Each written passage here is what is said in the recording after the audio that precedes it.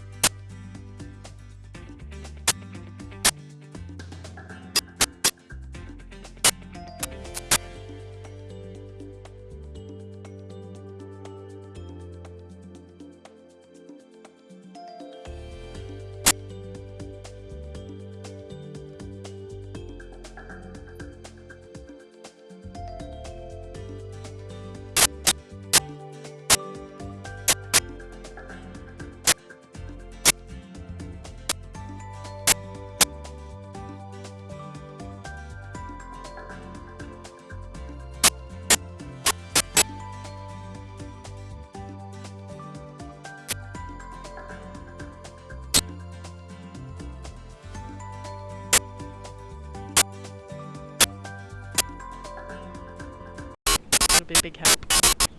Yeah, just a couple of events left on the Ladies European Tour calendar after this Chinese tournament. India in a couple of weeks, and then we conclude the 2014 calendar in Dubai, which is always a good week on tour. Now here's the 9th. Alison, one of the more entertaining holes on this course. Absolutely. They've got the pin over tucked on the front left today, and I think it'll be very accessible with a wedge in hand, which these girls will no doubt be laying up to a perfect yardage for that. Ricard Dewar, second shot on the 9th. And of course a par 5, and you've got that, you can't see it in this picture, but I've got that big lake to come over, haven't you? I guess if you're feeling adventurous. Yeah, absolutely. It's kind of, you can bite off as much as you want on the tee shot, purely because the carry is actually the same the whole length across, but there's 30 yards or so of rough in between the lake and the fairway, so you can also get blocked out by those trees. It's kind of a risk or reward line. Yeah, it's just off to the left there, isn't it? You can't see it from that picture, but the left of that lake, that's where the tee is. It's a sort of extreme dog leg right.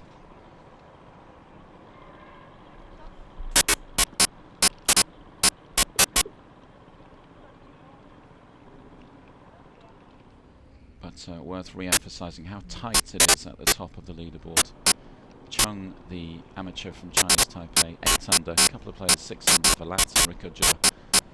And then the likes of Lindsay Yu, we haven't talked much about her as well, but she came into this week on the back of 2 wins, one in Sanyard last week on the Ladies European Tour, just 18 years old. That just snuck her inside the top 100 on the Rolex World Ranking, so another young Chinese player to keep an eye on. Absolutely. I think we're going to see a lot more of that in years to come. The Chinese government in particular are really getting excited about women's golf, and it's great to see because obviously with such a large population and a lot of great facilities and now great golf courses like this week, the girls have, you know, everything at their fingertips, and now they're getting the push to do so. It's brilliant. Joe Clatton in picture. Yeah, so this is what I'm talking about, Lee, where if you go too far right off the tee, you can actually block yourself out, and all of a sudden what seems to be an easy 3-shot par 5 turns into something you've really got to think about.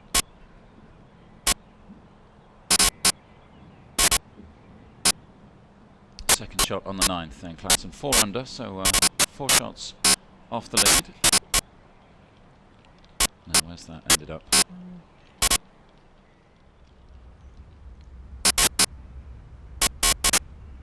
She would have had quite a tricky shot from over there, because the fairway actually bottlenecks where it seems like she's punched the ball, and it could have kind of gone either way on that bottleneck. There's water on the right and there's out of bounds on the left, which actually comes into play quite a bit. We'll be back with Clatton in a few moments' time to find out exactly what happened there. Now off on the 11th, one of the par 3s on this layout. It's hard to tell from here, but that'll actually be quite a slippery downhill putt. The grain out here this week is really coming into play, and can sometimes fake you out a little bit as well. You think it's down grain, and a quick putt can end up being a little bit slow.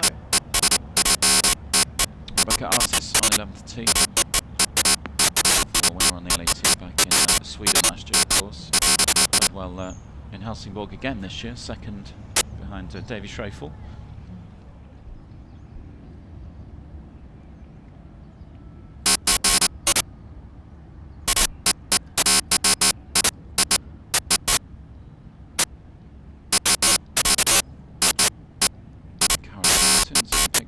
Having a good week, couple of solid rounds to open the tournament, 70 and 71. Playing alongside Marianne Ricordieu. Yeah, I think that's actually, yeah, it's probably one of the best pins on the golf course on 10. You know, sometimes when you're out there and you're playing, you get a bit excited when you see them putting it in accessible spots, and I can tell you it won't look accessible on the screen, but if you hit it a little bit to the left, the pin's tucked just right next to a ridge, and it's one of those things where if you err a little bit to the left, then you've got that safety net and it should bring it back towards the hole. This is Alex Vallat, the Frenchwoman, 31-year-old, Paris 65th on the order of merit this season. Another of those players will perhaps be just looking over her shoulder with the end of the season in sight, hoping to make top 80 to retain her card for 2015.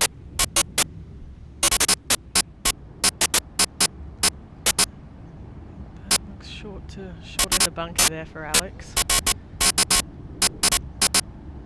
It'll be a bit of a tricky up and down. That bunker's got quite a steep face on it, and the sand here this week is quite grainy.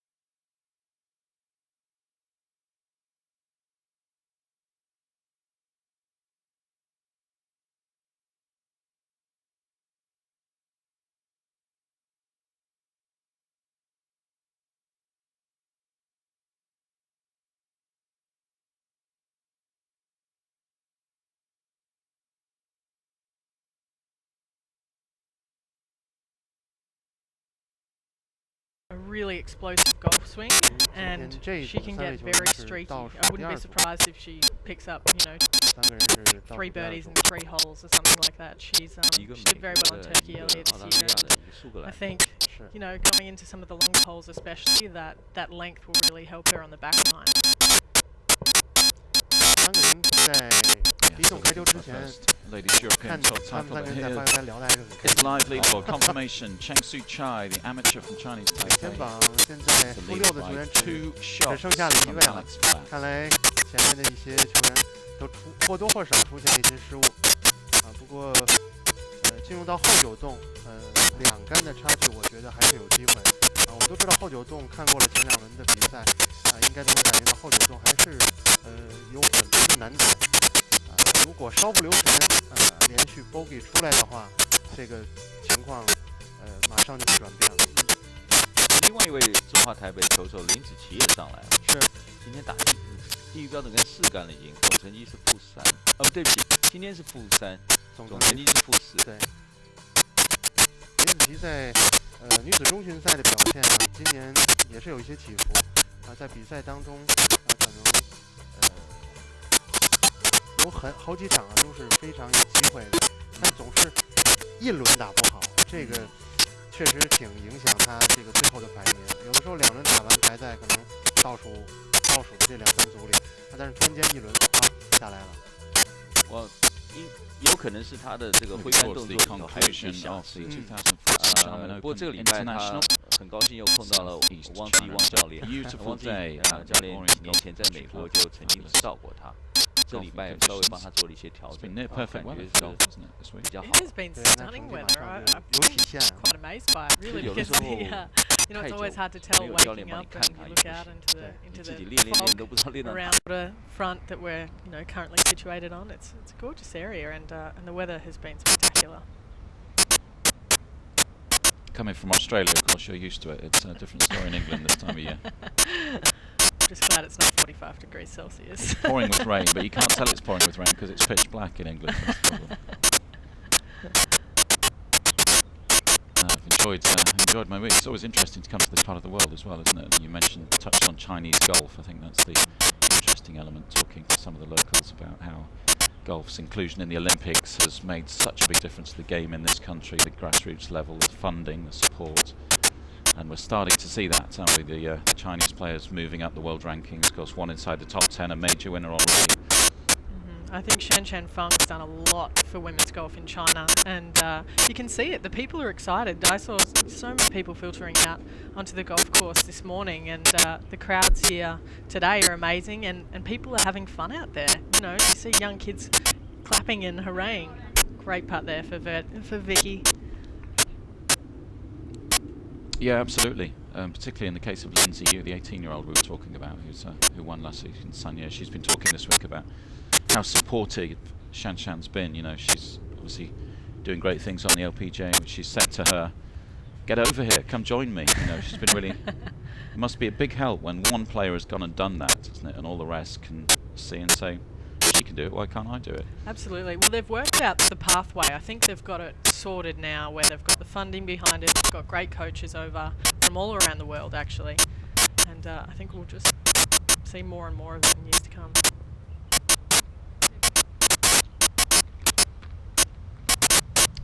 Not the best of days for Nikki Garrett today. 3 over par for her 3rd round, 2 under for the tournament.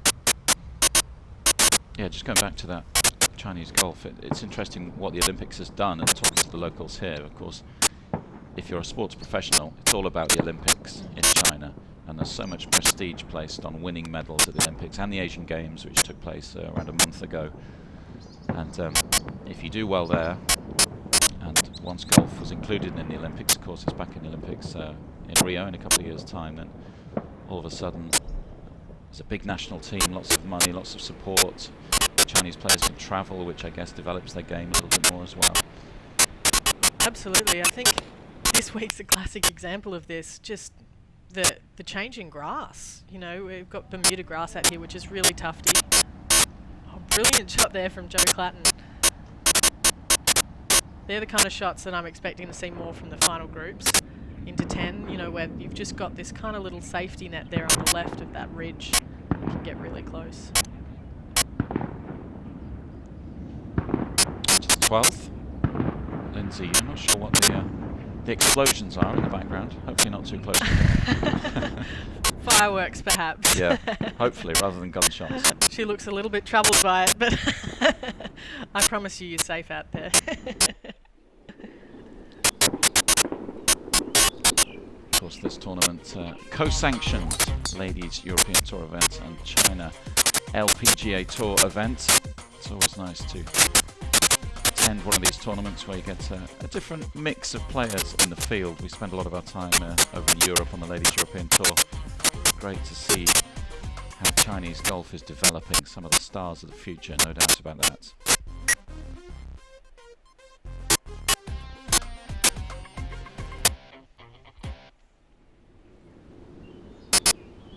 But it's a very international leaderboard, isn't it? That's the nice thing about these tournaments.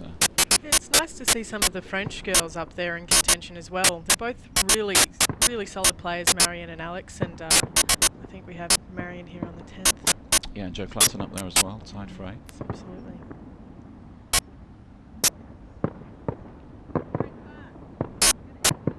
Oh, that looked good. That is brilliant fun. It's hard to see it on screen, but that probably had about 10 feet of break in it, including a couple of altitude changes, so she's done very well. There's the final group out on the course, and with the inclusion of the leader, of course, Cheng Su Chai. Plenty of interest from the locals. As you mentioned, Alison, they're really noticeable how many people were coming through the gates today, and that's no discredit to Chinese golf, but I think when you come to this kind of country in terms of its development in the game, it's always interesting to see how much interest there is in a tournament like this, isn't it? And loads of kids here, like you said, which is good to see. Yeah, I think almost half the people out there are under the age of 15, which, you know, as a golfer myself, is so inspiring, and it actually, I don't know, it helps me personally because, you know, I make a bogey and I look over and I see a kid there giving me a thumbs up or something like that, and it just changes the dynamic completely. It gives you a bit of perspective on life, so, you know, you want to set a good example for everyone that's out there. Connie Chen played wonderfully well on the final day in Tenerife. Really impressed with the golf she produced that day under pressure in unfamiliar circumstances. She'd never won the Ladies European Tour title before, and I think we all wondered how she'd cope with that, but she coped with that admirably that day. Yeah, she's got beautiful tempo, Connie, and it doesn't change under pressure, which is the ideal golf swing, really. Something that holds up and doesn't speed up when you start getting nervous. Her dad is acting as caddy this week. It's hard to see from this angle, but there's actually a ridge right behind that pin that I'm sure the girls will make use of, and it's one of those things where you want to have the backboard there, but if you go a little bit too far up that ridge, it's a pretty slippery putt coming back down. So, you know, it's that fine line between being aggressive and being smart.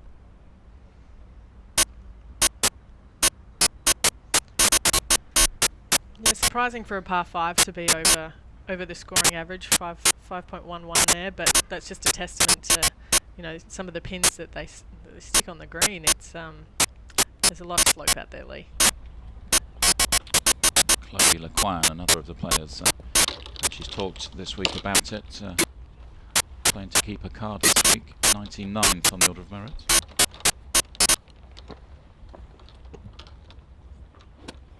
Just birdied the 8th, another par 5, first birdie of the day, which should steady the ship a little bit.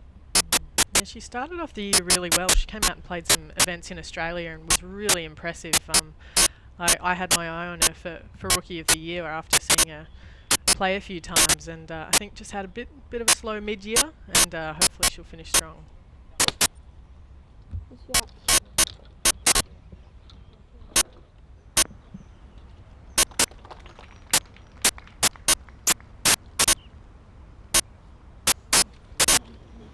took part in a bungee jump in South Africa not too long ago. Chloe, I just watched the video earlier today. I tell you what, despite what happens this afternoon, I have maximum respect for her, having watched the video. That looked absolutely terrifying. Oh, I could imagine. Maybe it prepared her well for the, well, she for said the final stretch. She played well there in South Africa. She said maybe I should do it more often.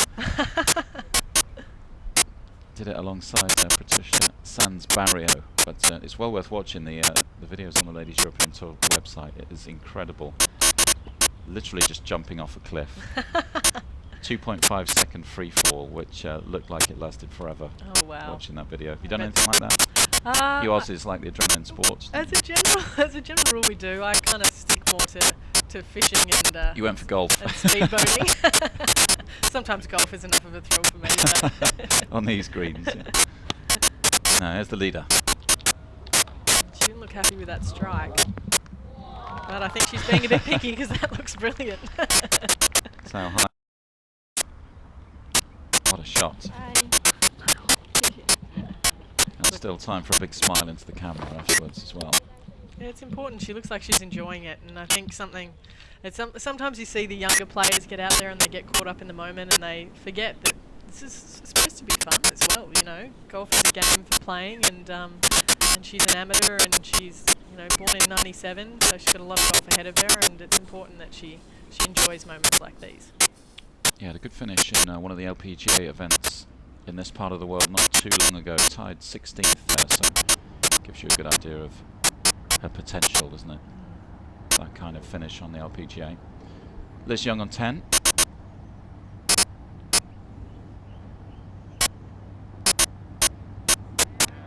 And in it goes. She's done well there.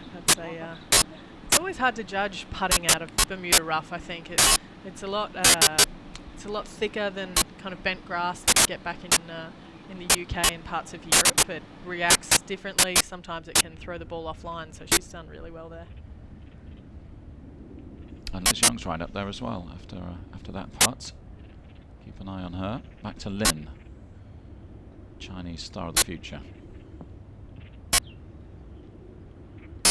She'll be quite surprised that checked up. Yep.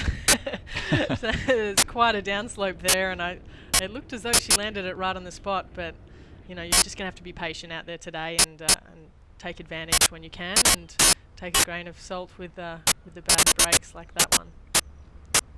Yeah, look of disbelief there, wasn't it? From the Chinese teenager. Back with the final group.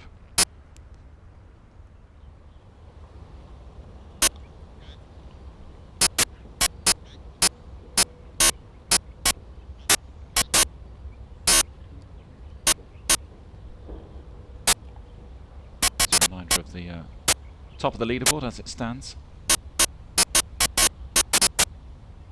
The amateur from Chinese Taipei, Chung Soo Chai, with a two-shot lead. But there's a big group of talent chasing hard. This is actually quite a tricky spot from where Connie is. She's ideally to be on the other side of the flag, but there's quite a little runaway ridge, say probably 3 feet past that hole, so she'll have to be a little bit tentative with it.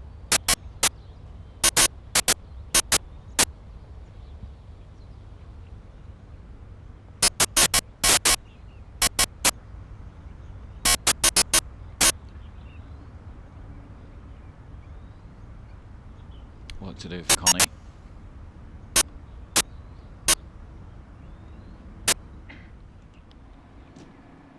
Back to Liz Young on the 11th tee now, par 3.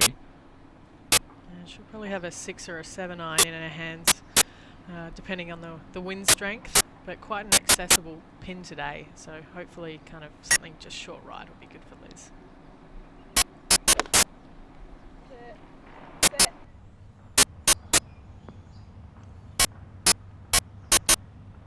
You can see the greens firming up. She would have got about 10 yards of run out on something that would normally check up a lot more than that.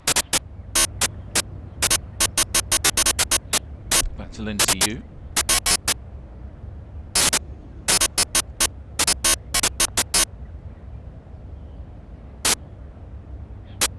That for birdie, but just drifts away from the hole.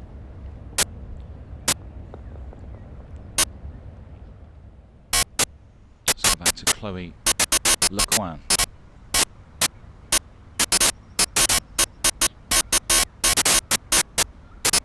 Tie for 14th at the moment, so she's slipping down the leaderboard, but try and take the positives, I guess. Her day's not going to plan, but in the context of her season, still a good week and still fighting for valuable Euros, isn't she? Absolutely, and she's got 9 holes left. There are a lot of scoring opportunities, a lot of wedges into greens on that back 9 if you're smart about where you put the ball off the tee. So, you know, I wouldn't count her out yet.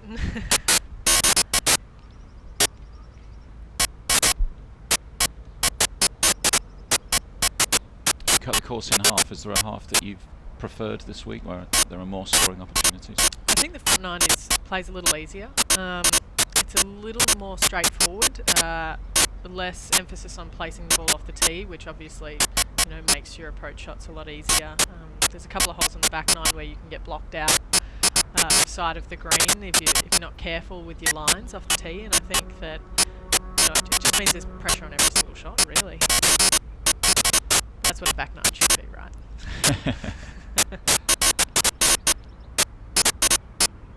Now the leader, Chung, preparing to putt. 2-shot lead, so if this drops, she will move 3 clear.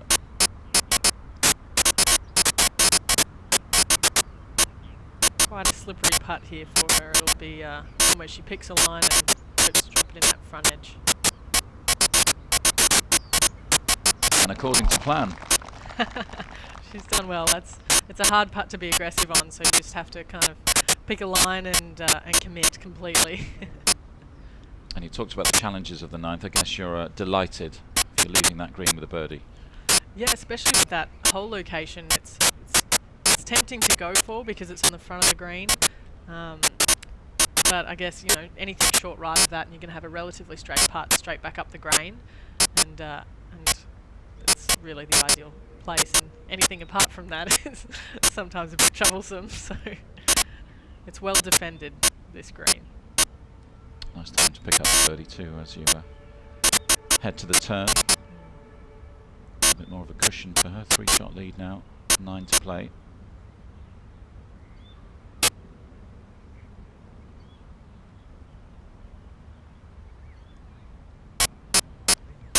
Yeah, you get a good clue of the break around these greens. Sometimes it doesn't show up so well on camera, but add a little bit of grain to it, and all of a sudden, you know, what looked like a straight putt can break outside a hole. So there is an extra element of judgment needed on these Bermuda greens.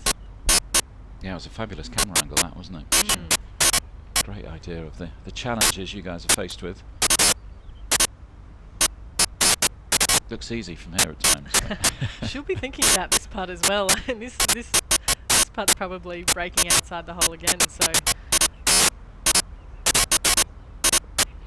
can't afford to be flippant around here. That's how bogeys are made. So I think we've seen that on and off this week. It's interesting to see, isn't it? Just lose your concentration for a couple of minutes and you can be really punished. Yeah, it's something that I write down in my yardage book. I write, 2 RO in terms of like the rollout on where I thought it should actually stop. Gives me a clue of how fast the greens are running. Beth Allen for birdie, but not this time. She's a fighter, Beth. If she's got a little kind of confidence going into the last 9 holes, and she keeps her wits about her and doesn't beat herself up too much, then she's still in with a chance. Very funny girl, also. She is wickedly entertaining, so it'd be good to see her up there.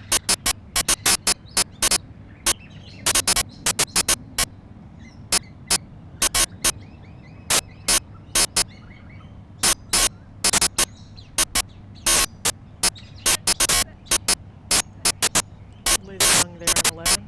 She'll have some work to do for par.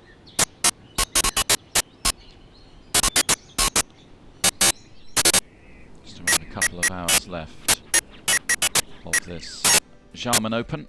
And the final group, this is what they have in store. Here's the whole Hole number 10, Alison, par 4, 370 yards, bit of water down the left. Yeah, the water doesn't really come into play. It's quite an easy driving hole. It's pleasing to the eye in terms of trouble left, trouble right, and knowing you can just kind of pump it up the middle, really. You'll see a lot of aggressive swings on this tee. And are those arrows accurate on the graphic there on the green? Absolutely. They should probably put a few more arrows in there, I think, actually. So, yeah, it's quite a slopey green, and you know, there aren't actually too many places to put a pin on this hole because you know, you want to see birdies, obviously, and it's nice for the confidence to go in with a wedge and feel like you can hit it close. But it's definitely a well-defended green again. 10 birdies, 11 bogeys on this hole. Chung to play first. Two of those birdies actually came from my golf group, so and Song from Thailand, who had a hole-in-one actually out on the 7th hole today. It was good fun because we walked up and we saw her pitch mark and we didn't see the ball, and she was walking over the back of the green, and Holly, who I was playing with, said, "I'm pretty sure that went in the hole," and I'm like, "I think it is as well." Sure enough, she took a little look. She walked by and it was hugs all around. Nice surprise.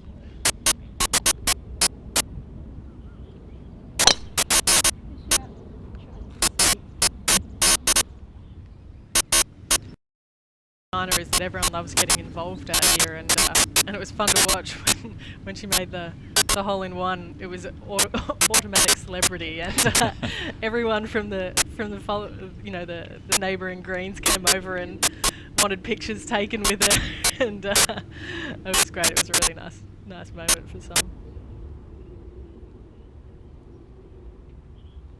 Connie had a hole-in-one, didn't she, in Dubai, I think, was it last year?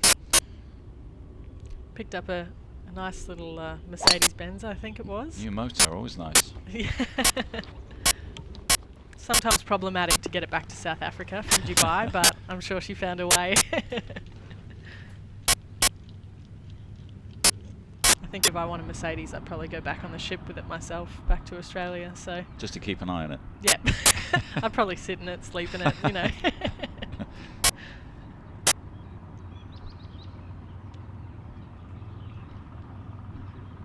Up on the 13th. Lin, the Chinese 18-year-old, still going well, tied 5th.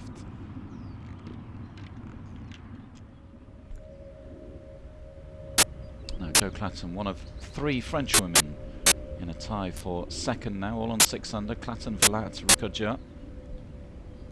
One of the only players you'll see take an iron off a par 5 tee also. This fairway bottlenecks into, you know, quite a small area. It's got almost mangrove-like trees on the right and a water hazard on the left, so Jo just playing safe.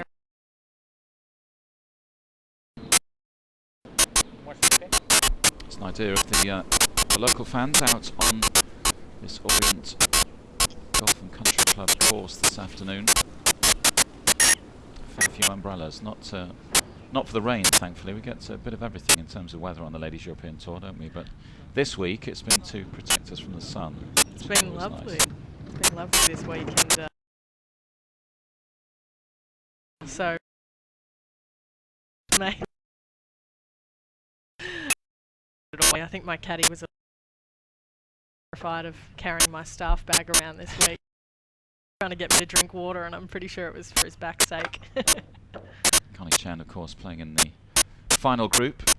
Shot to fame in Tenerife not so long ago, won her first Ladies European Tour title.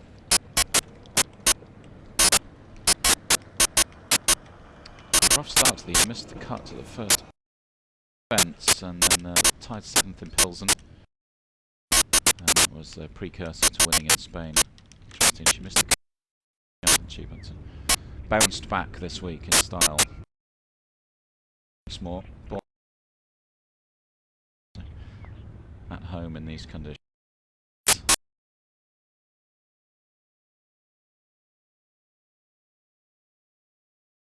Players leaving that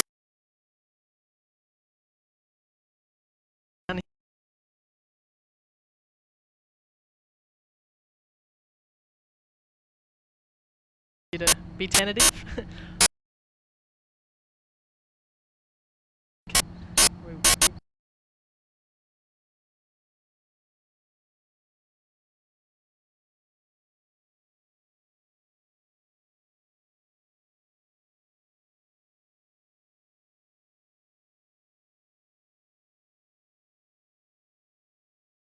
Week.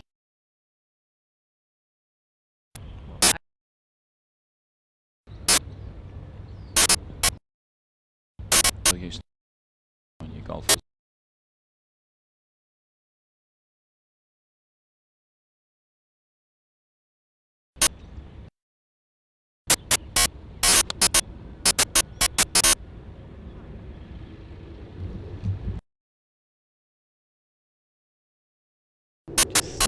Step back maybe,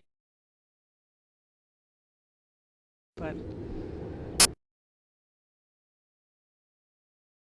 looks as though maybe there's a bit more girls predict.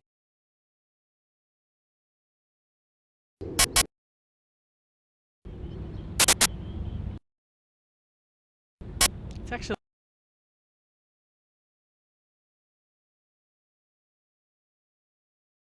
wind above you that you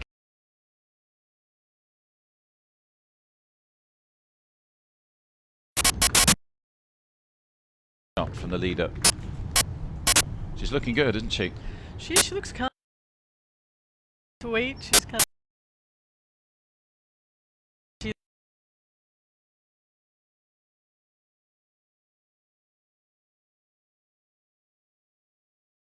coming in over the next.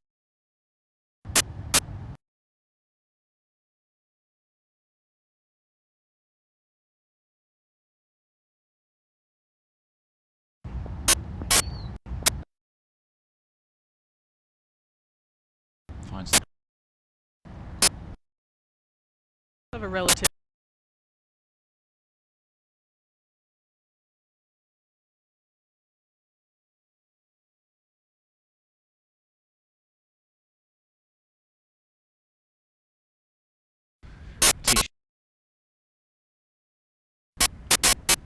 It's an interesting play here for Jo, because she took the iron off the tee, hanging up with the wood, but I guess it just goes to show. And you can be a bit more aggressive with this second shot here. It's a little bit wider down in that landing area, as you can see in the shot.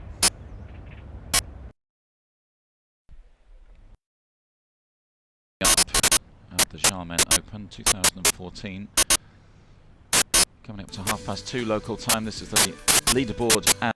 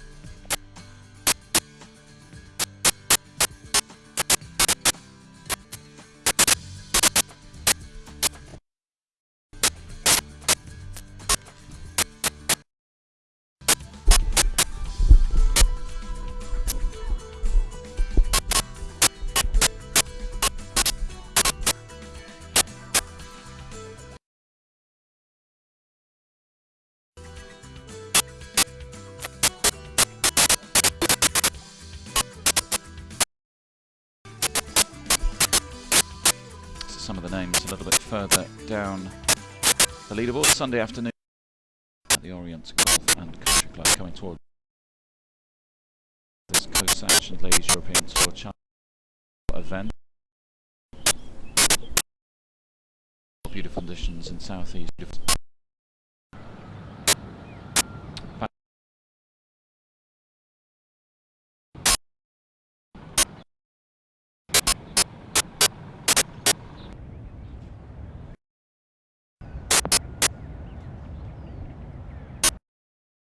She'll have a lengthy bridge there. few people today.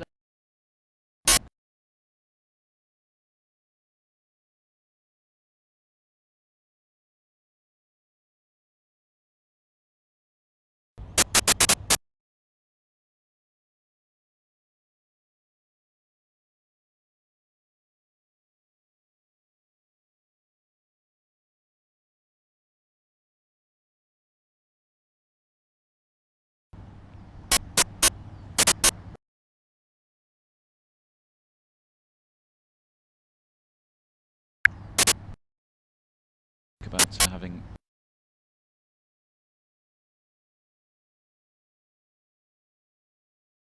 ladies open on this.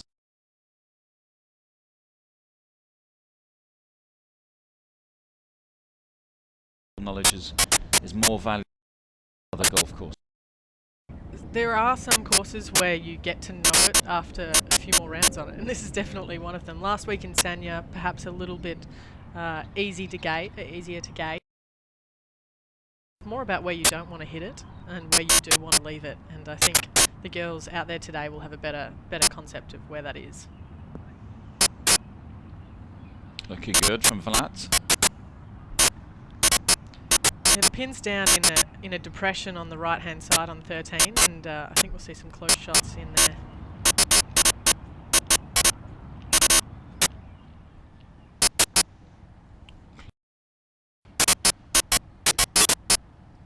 Challenges continue.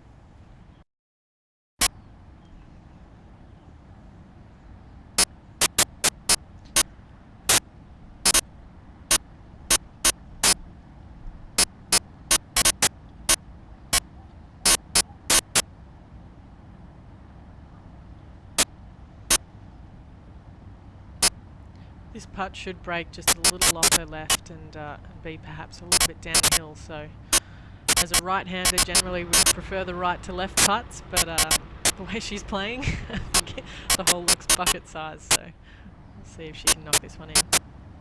Chance to move to 10 under. Really have some breathing space if this drops.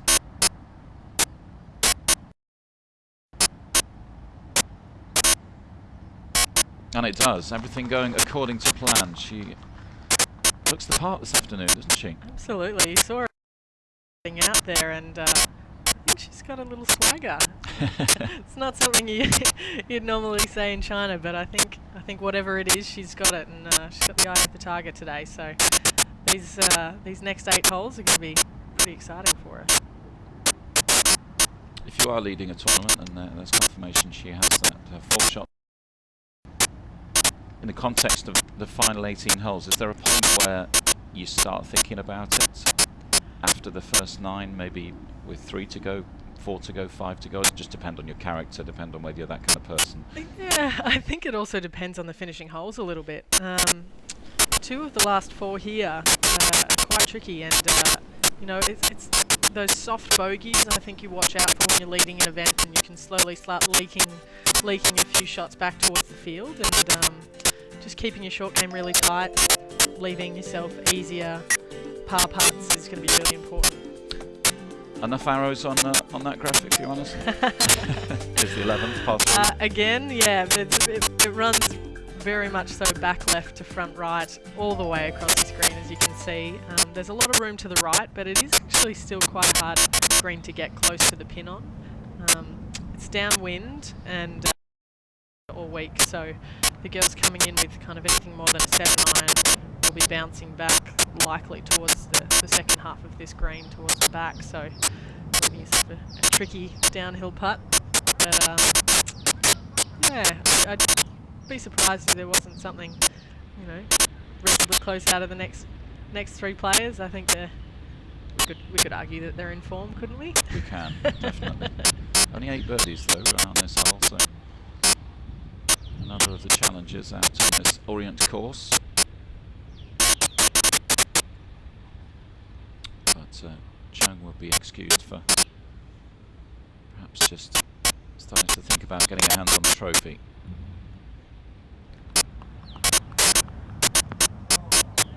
How's that? Somehow I don't think she's playing safe. Straight at the pin.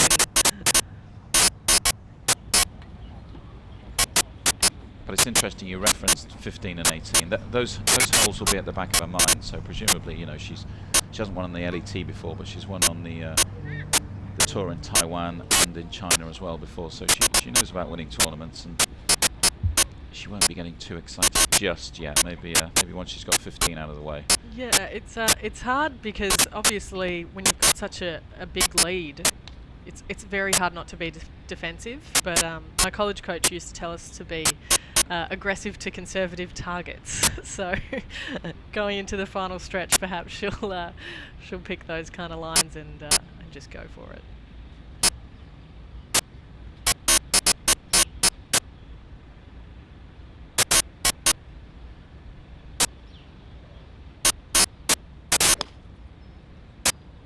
Beautiful tempo there for Connie.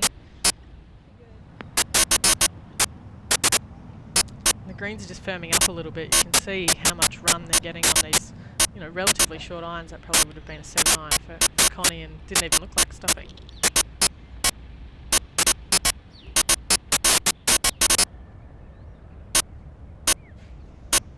Now on the 12th green, Liz Young.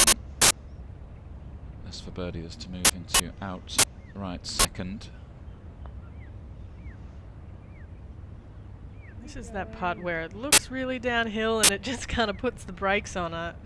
I'd be surprised if we saw too many girls get it past the hole from over on that right side today. It's just a little deceiving. So go over to Alex Vilat. Another in a tie for second, still right up there. 2 under for today.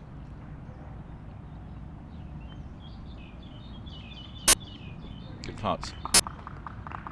It's a nice birdie there for Alex. It's a hole that you can be aggressive on. You know, you've probably got a short iron, maybe somewhere between an 8 iron and a wedge into a green that is receptive. She's done very well. Yeah, gives her outright second as well, Alex Vilat. So an important putt. Well, I stand corrected. We've seen someone get it past the hole on 12.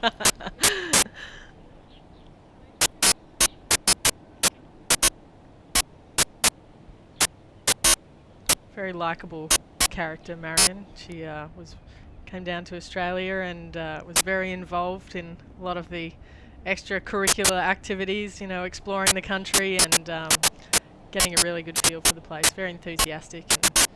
And her and her boyfriend Indigo, who's on her bag, are definitely one of the more popular couples out on tour. It's important, isn't it? Embrace the travel. No point in being a golf professional if you don't like travelling.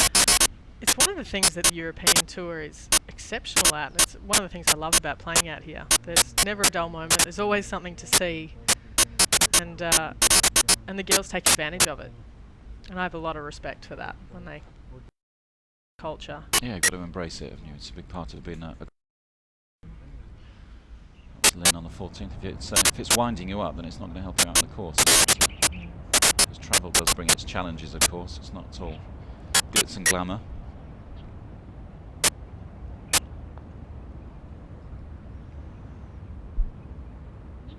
It's going to come up short as well. A lot of players are going to be confused by the grain on this hole, I think. I'll say it again, it looks downhill. Everything tells you it's downhill, and somehow it plays pretty flat, so you can see Joe's confused face there. Lindsay Yu up on 14 to stay 5 under.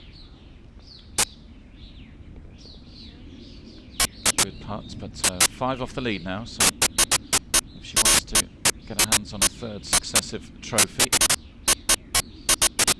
they need to change gear pretty soon. Back to Clatton.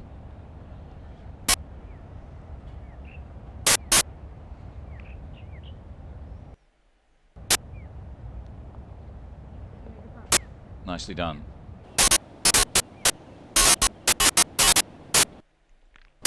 One of a group of players off the Ladies European Tour that took part in a glamorous Pro-Am event down in Mission Hills, down in the south of the country. I was talking to Caroline Martins about that, the likes of Well, some real stars, Hollywood stars out there. Absolutely. Morgan Freeman. My mind went blank just as I said Hollywood stars. There we go. There was Chris Evans. That's what happens when you start getting old. I think Jessica Alba, Nicole Kidman. There we go. Thank you. Yeah, there was a few familiar faces in those photos. Looked like fun. Down at the Mission Hills Resort. We were there in March earlier this year. Another of the stops on the Ladies European Tour. They really know how to put on a good event. The people at Mission Hills, there's no stone left unturned whenever they're entertaining, and a very impressive setup there with the golf course too. Some good hot tubs as well, aren't there?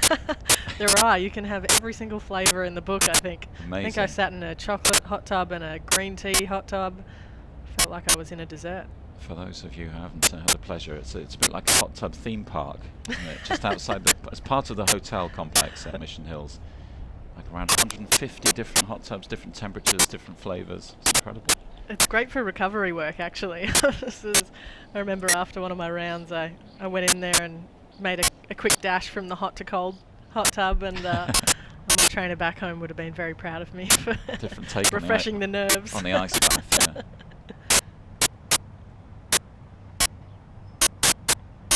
Now the leader.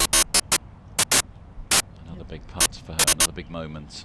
Hard putt to be aggressive on this one. It'll be downhill and off the right, breaking off the right, and again, one she'll try and drop in that front edge. She hasn't hit it. But she hasn't had too much to be disappointed about so far. 4 under par for her final round. That's the kind of golf you want to produce on a Sunday, isn't it? Yeah, the putts are there to be holed today, I think, if you leave yourself in the right spots on your approach. There are some accessible pins, and there's also some what we call red flag pins, where you just don't even really play towards them, you putt towards them. And Beth's done well there, and she'll have a relatively straight putt at birdie. Still right up there, Beth Allen, tied for 4th. Now on to the 15th.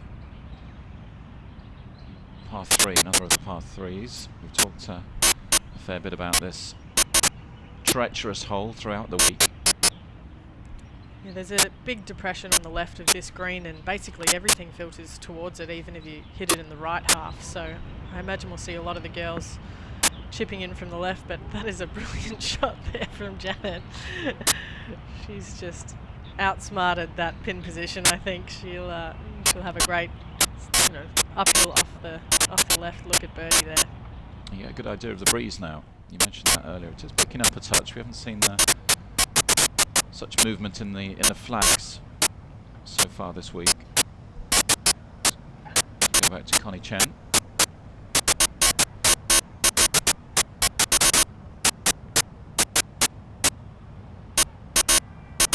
The leader Chung has made par, we can confirm, so stays 10 under par, 3-shot lead over Verlat as it stands.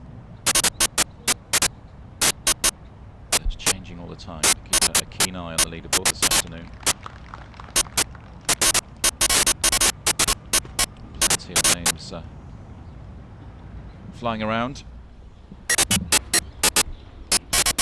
I suspect it might be a popular victory if Chung Soo Chai does hang on to get her hands on the trophy later this afternoon. Yeah, normally I'd say that a 3-shot lead is perhaps enough, but with the finishing few holes here at Orient, I'm not so sure. It's going to be down to the wire. It's going to be an exciting finish. Yeah, particularly with that 18th as well. So if someone, of course, Chung in the final group, if someone does come in and sets a decent score, might all get a bit tight and nervy. Can't see it here, but Liz actually has to hit over a water hazard and carry that bunker in front of the pin to get inside birdie range, and she's done very well. That'll filter down towards the hole, and that's a great shot from where she was. Uses the slope to perfection.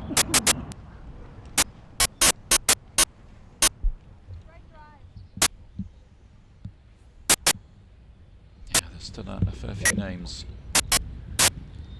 within striking distance.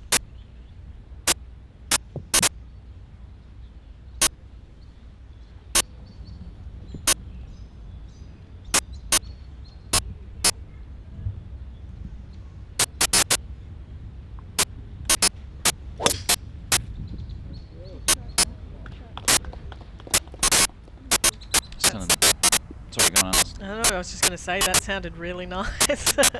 Every now and then there's that thwack that you hear from a golf ball when it's well struck, and we're hearing that a lot more from Chen today.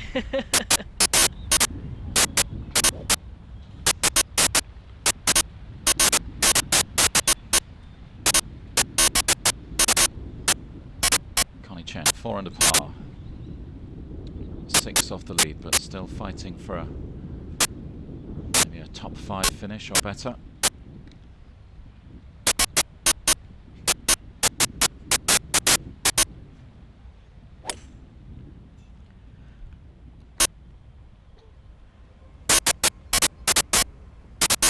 Just 3 wood there for Connie, obviously worried about running out of room towards the narrowing that we saw Joe Clatton lay up short of. She'll have a relatively easy layup from where she is there though.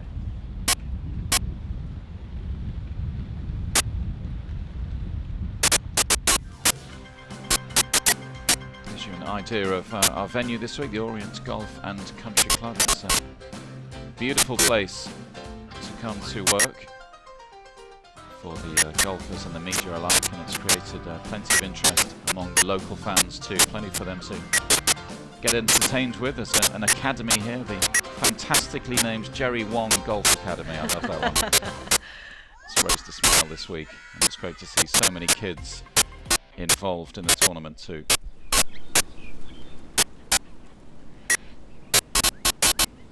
And the weather's been absolutely fantastic. That always helps, doesn't it? Getting people through the gates. Makes for a very pleasant Sunday afternoon.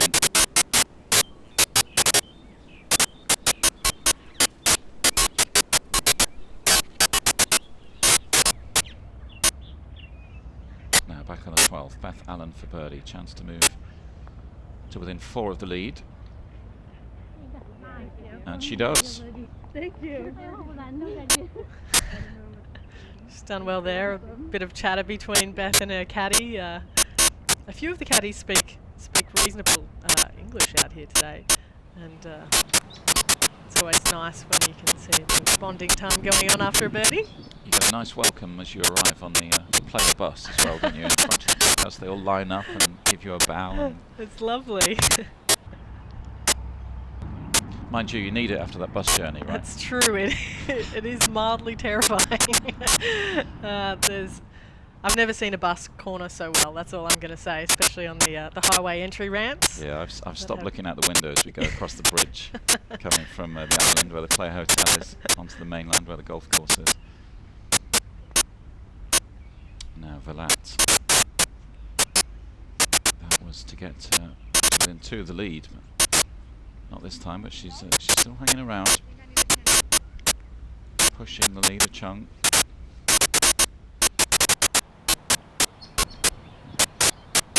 Joe's hit a great drive down here. She's, as I said earlier, quite long off the tee, so that water on the right probably almost came into play for Joe. Just a short wedge in for her.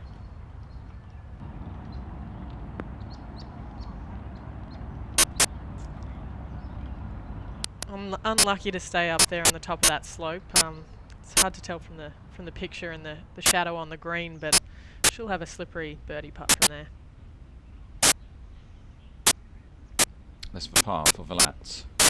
And it goes. Solid par. One of the more noticeable names a bit further down the leaderboard that we haven't talked too much about. Charlie Hull. Tied for 11th. All those Charlie Hull fans out there. 1 under for her final round. Just a couple of holes to play. Of course, as we referenced earlier, hoping to win her first Order of Merit title. She'll be the youngest ever winner of the Order of Merit if she can overtake Suzanne Pettersson throughout the remainder of the season. Here's the 12th, par 5 12th. This is what the final group are about to tackle. Challenges here, Alison? Well, it's a definite 3-shot hole. As we've seen from a few of the girls today, putting around that kind of left half of the green is proving to be a little difficult to judge. So hopefully, you know, stick it inside 10 feet and be aggressive. But it's not normal that you're usually thinking birdie on a par 5, and we haven't seen too many so far today. So hopefully we see one from the final group.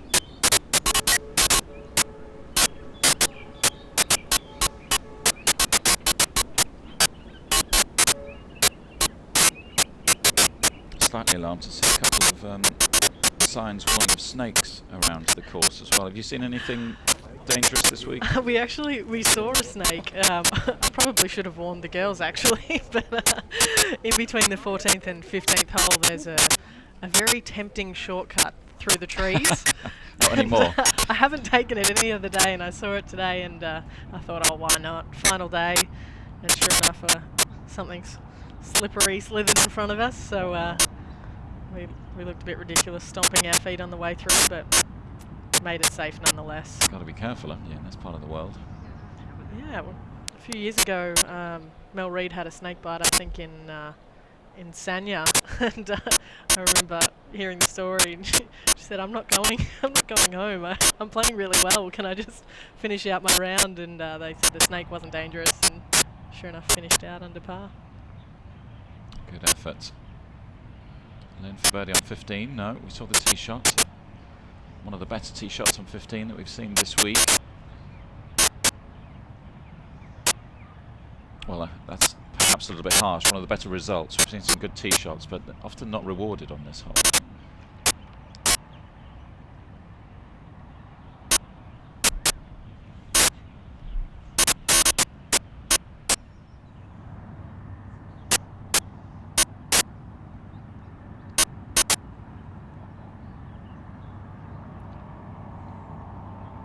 You can get an idea of the slope these girls are facing. Oh, Joe, disappointed with that, but great effort.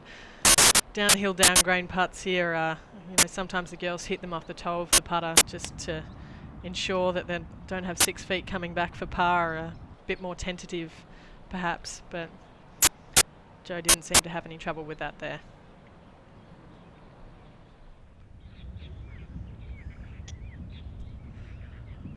Still, the story of the afternoon is the chasing pack trying to hunt down the amateur at the top of the leaderboard, 17 years of age.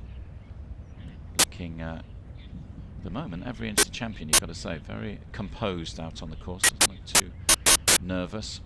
She aims to turn professional next year, wants to try and play at LPGA Q School next year.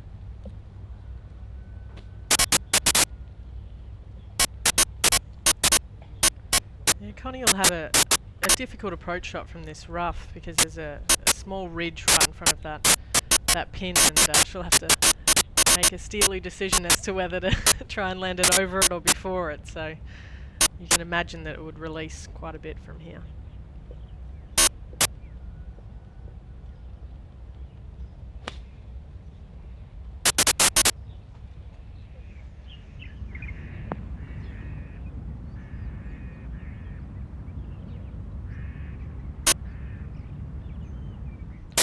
Relatively soft bounce for Connie there, but she'll have that birdie putt that we've talked so much about today. It's very rare that you think so hard on a birdie putt on a par 5, but that's just exactly what happens here at Orient.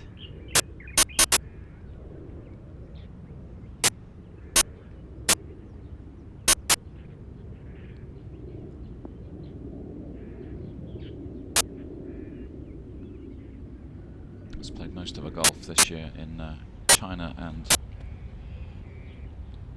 Taiwan. 1 win on the Taiwan tour, 3 in total, couple last year. An impressive resume for someone so young,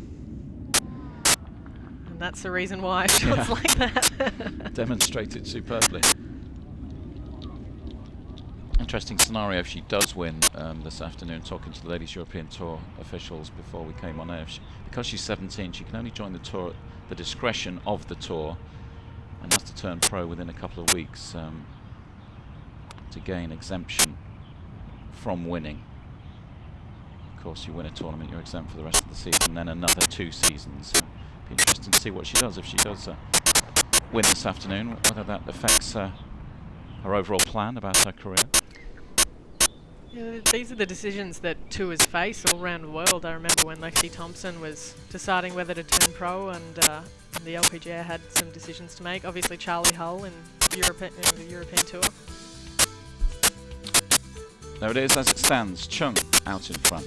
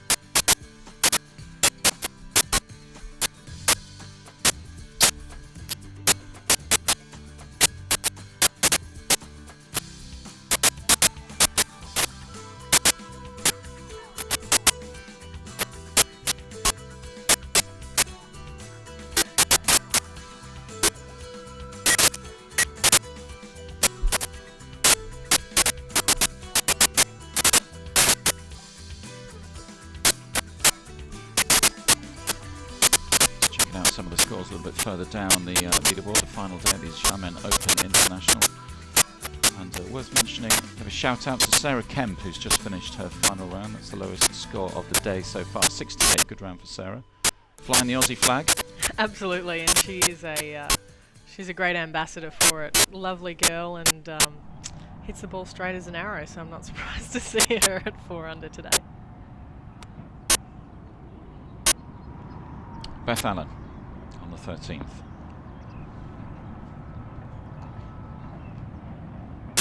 Seemed to be quite a long shot in there for Beth. She might have pushed her drive a little to the right, perhaps.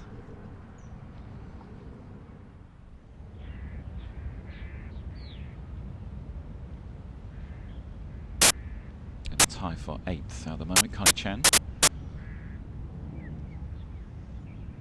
Now based at Imperial Springs, just outside Guangzhou.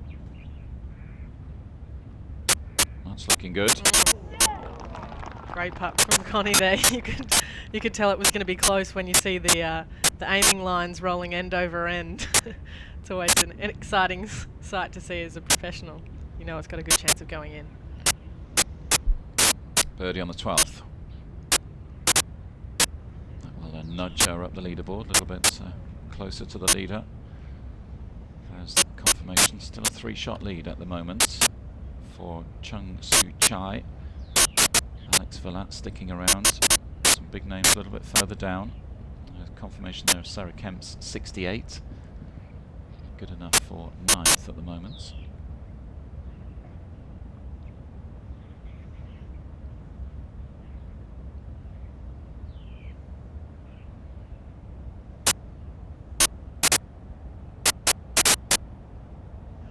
Another birdie chance for the leader.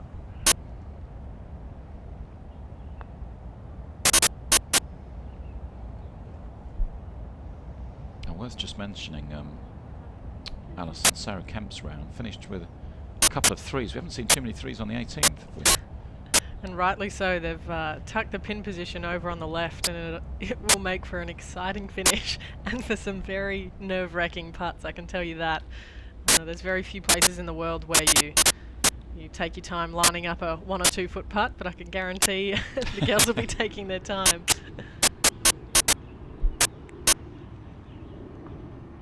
Yes, Alex Vilat currently in 2nd. Nicely judged. She's done well there. With the grain, sometimes it's hard to work out how far the ball will release, and Alex judged it to perfection. I wonder if that's a factor, or will become a factor a little bit later on. Alex playing a couple of groups back from Chung, so she'll get to the clubhouse a little while before the leader. If she does post a good score, and Chung notices that on one of the on-course scoreboards. Might just start playing a few mind games. Carefully does it for Caroline Martins.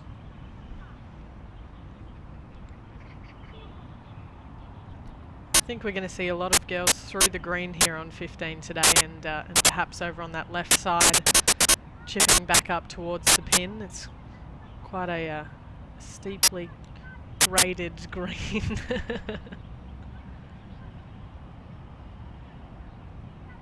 For that to stay on 7 under. Yep. Walks off the 15th with a par. And a sigh of relief, perhaps.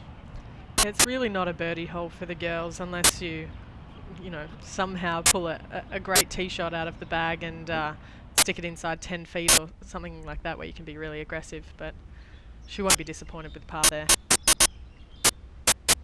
Rickager had been in a share of second at one stage, tied for 5th at the moment. 5 off the leader. Fabulous. Great shot in there from Marion. And she won't actually know how good that shot is because it's a bit of a blind approach. So she'll get a nice surprise when she walks up and sees it inside 3 feet. There's the 13th at this Orient Golf and Country Club. Par 4, 400 yards. What's on your mind here? Attack, probably. As you can see, the pin's over on the right-hand side, and the green's divided up the centre by a ridge, so really facilitates wedge shots. You get a lot of spin coming in, and you can see Connie here with just a 3-wood off the tee. Guessing the wind's picking up, and this hole plays downwind. See how she gets on.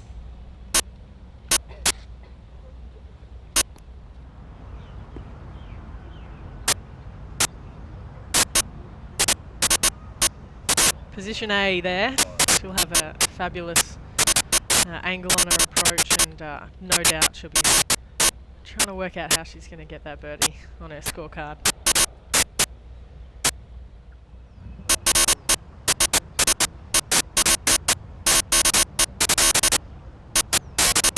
Stats for this 13th. 15 birdies, 7 bogeys. Representing your point there, Alison, that perhaps an opportunity.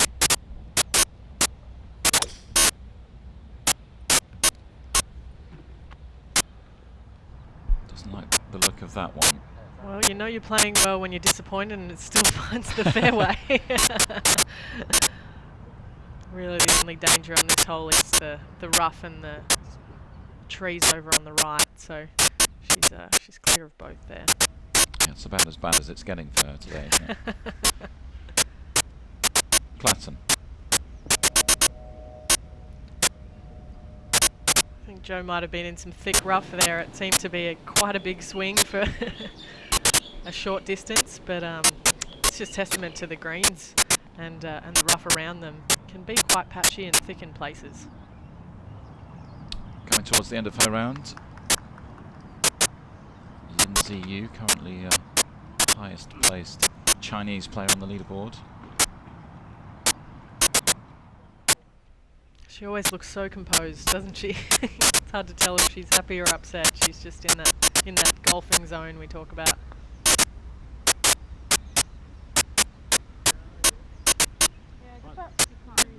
Good putt from Liz Young.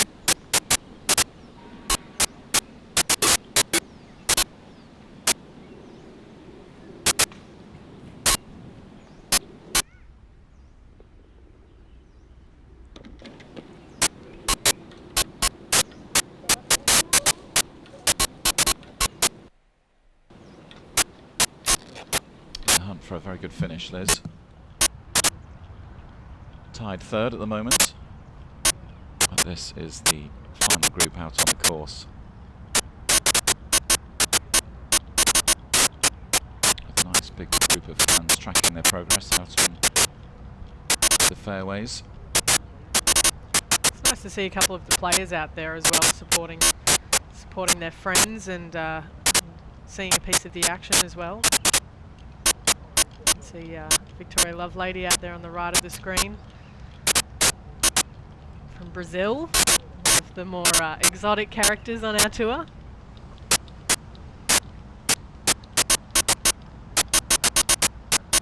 In fact, Chloe Lequan was born in Brazil, born in Rio. Her father worked in Brazil for a while, lived there for 5 years, and lived in Spain for 5 years. So one of the many players on the Ladies European Tour who are at least bilingual. There's some impressive students of languages out there, aren't there?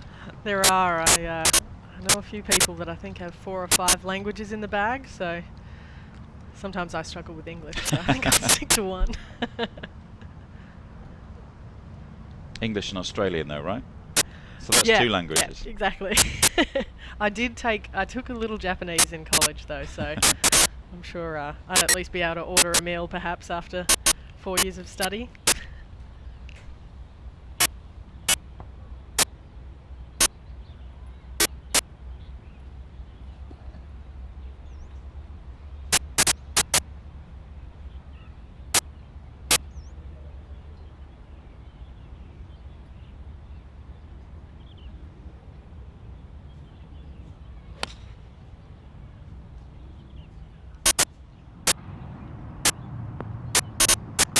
Fabulous shots from the leader. She's been rock solid, hasn't she? She has, and I think you know when you're having a good day when the shots that you're not happy with still hit the fairway or still go on the green. You know, she's in sync.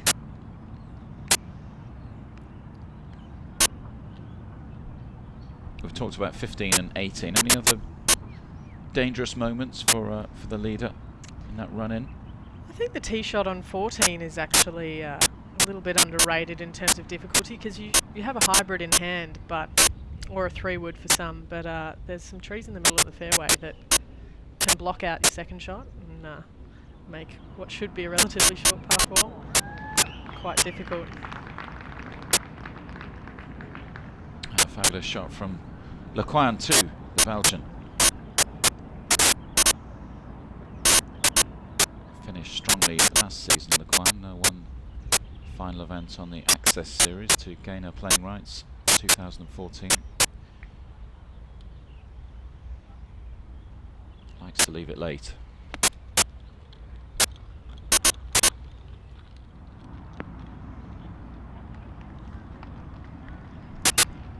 A little unlucky there that ball released. I think Connie was expecting it to perhaps check up a little bit sooner than that, but good look at birdie nonetheless.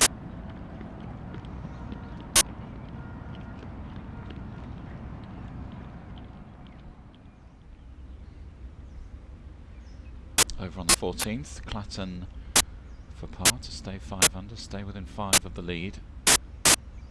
Currently tied for 5th. That slips past. One of the things I love about watching Jo is that you can almost feel her trying to wheel the ball in the hole. She just loves golf.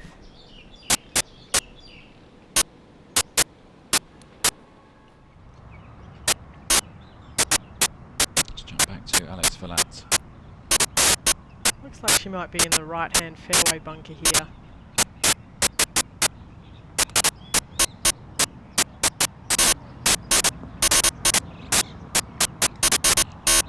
Oh! Almost hit the pin. It was almost reminiscent of Mo Martin at the British Open, wasn't it? To another Frenchwoman.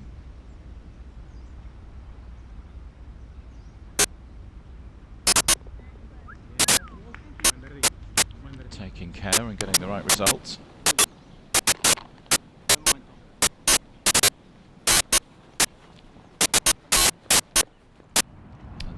Keeps her there or thereabouts in the hunt for the title, not over yet.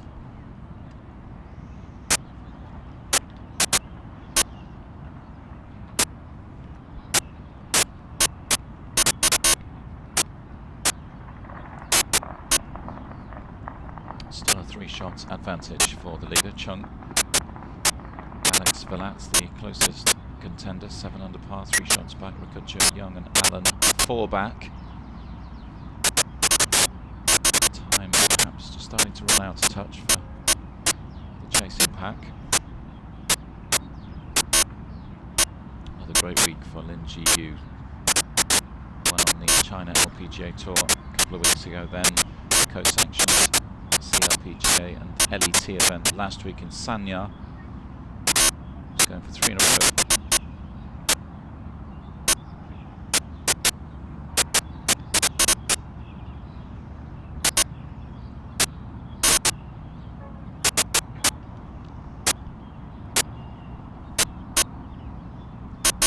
Connie will have to putt down that ridge I spoke about earlier here. Have quite a bit of break in it also, I would imagine. Oh, come on. That's so tough. That was a fabulous putt, though. It was cruel, wasn't it? Such a good putt. I think her ball is scared of heights right now, because that looked in by all accounts. Maybe that'll give Connie a bit of extra energy going into the next 4 holes.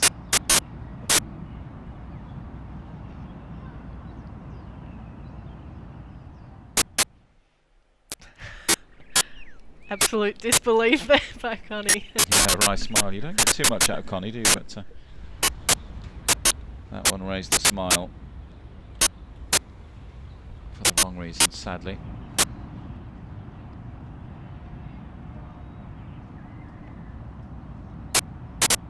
This for 11 under.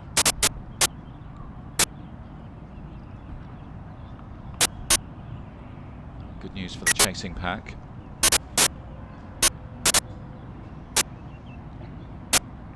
Just get the feeling she's just about within catching distance, don't you, at the moment. If she were to hold a couple more birdies, I think it'd be done and dusted, but still alive and kicking, the players behind her. It's looking good. Oh, yes, Joe Clatton. Fabulous putt. We won't be seeing too many twos on the par 3 15th, that's for sure. It's a great birdie there from Joe. No, she'll walk off that green a little bit taller on the way to the 16th tee. Now we saw the fabulous approach from Le Quang. Can she capitalise? She can.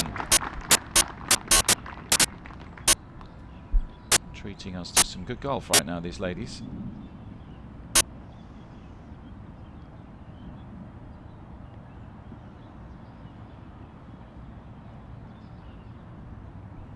And the leader for par to stay on 10 under par. Maintain a 3-shot lead, she does. Putts like that are just a mere formality for her right now. Done and dusted, and on to the 14th. 4 under for her final round. Aren't too many players who've matched that today. We mentioned Sarah Kemp, her 68 in the clubhouse.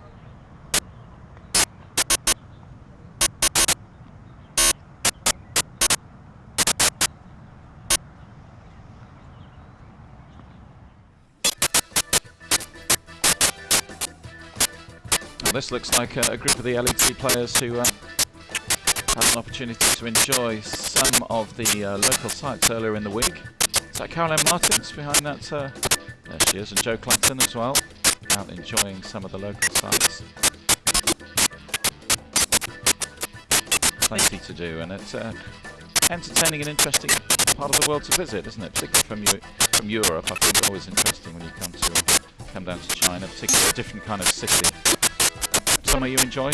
Yeah, it's got a beautiful waterfront here in Xiamen, and I think a lot of the girls have been pleasantly surprised with how tourist-friendly it is.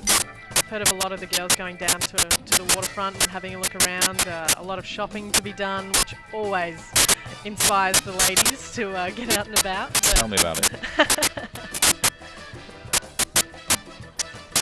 Oh, it's a very attractive city, a tourist destination for the Chinese, plenty of water. Good effort, Caroline. She's even picked up the local language. It's a tricky language, I tell you what, but she gave it a red hot go. Now on to the 14th. The leader, Chung Soo Chai, getting closer to victory. Connie Chen up first. Interesting choice here for Connie, taking driver. There's a clump of trees right in the middle of the fairway, so she'll have to carry those. I think they're about 230 yards to get over them, so it'll be interesting to see where that ball ends up.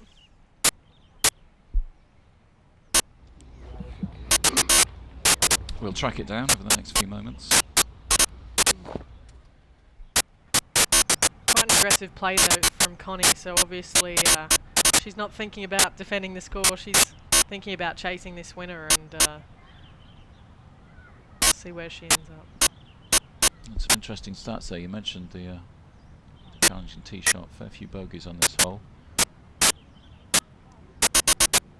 Driver again. There's no playing safe right now. She's just in autopilot, isn't she?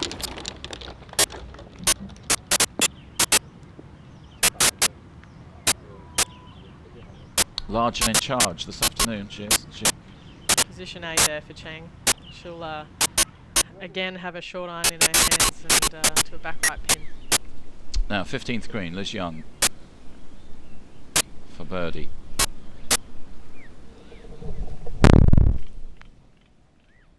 It's going to be a par for the English woman. 4 off the lead still, tie for third.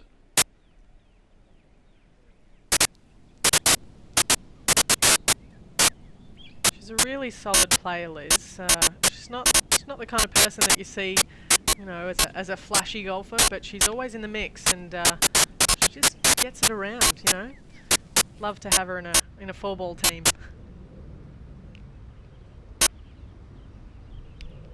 Now up around the 14th green, Beth Allen. That's looking nice. Great shot there from Beth. Almost a kick in, isn't it, Lee?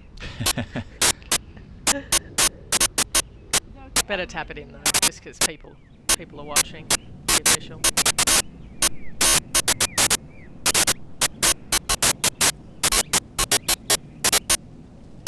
Very nice. Big putts for the French woman. Charlie Hull finished with a 72, incidentally. Bogey on the last for the English teenager.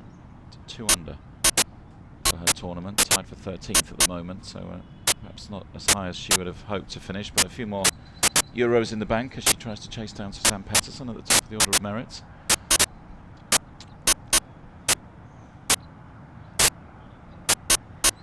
And that's a blow for Alex Velat. She'll be disappointed with that, especially going into 17 and 18. I'm sure she's feeling as though she needed to perhaps pick up 1 or 2 more shots coming in, so a bit disappointed with that. Yeah, I'm sure she'd have been desperate to put a bit of pressure on the leader as well. Get in the clubhouse with a decent score and sit back and watch the drama unfold. Beautiful scenery around this Orient Golf and Country Club this week. It's pretty easy on the eye, isn't it, around here?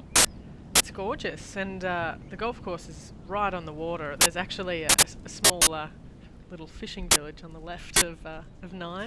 It's very pretty. Here's the second shot up to the par 4 14th green. Arrows in all kinds of directions there. Take your pick. I think there's an elephant. Where do you want to be landing today? I think there's an elephant or a cow buried somewhere underneath those arrows, but you can pretty much take dead aim at the pin because there's no real other option on this hole. 3 sections of the green, and as you can see, the leader, Cheng, will be filtering down towards that left part. It gives you a good idea of how much slope there is on these greens as that ball's still travelling. So she'll have a lengthy birdie putt from there up over quite a significant ridge. Yeah, that will be interesting. She hasn't had too much to test her over the last hour or so, but could be interesting. Interesting couple of holes. Awaits the leader, Chung. Now Laquan. Not sure if Chloe actually has a line at the pin from those underneath those trees. It's that is a brilliant shot from where she is. You can see in the background the 3 trees, and I'm pretty sure that she had to thread the needle perhaps to get close to that pin. She'll be very happy when she gets up there. Great effort. Creativity from the Belgian. Improvisation.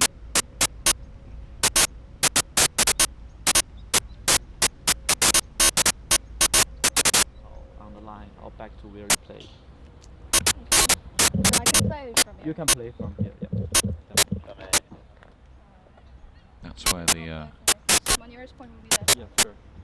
Okay. the drive finished. Cool. Thanks. Looks like she was pretty lucky to finish short of those hedges there, especially on the cart path. And especially after your snake story earlier on today, I wouldn't want to get too close to that bush. I'm pretty sure there's a snake sign a couple of yards away from it right there. So I'm not sure I'd be that close. If I was Dad as well, I'd be well left from there. I think if I was Connie, I'd send Dad in to do it. Yeah, that's true.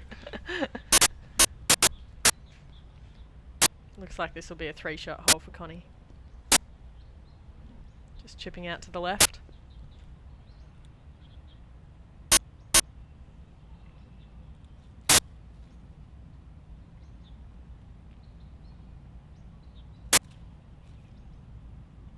Normally we can take relief from cart paths if they come into our line of play, or we're concerned that our golf club will kind of clip it on the way through, but for Connie, I think her nearest point of relief would have been right in the middle of the bushes, so she's taken the daring approach and just hit it out anyway.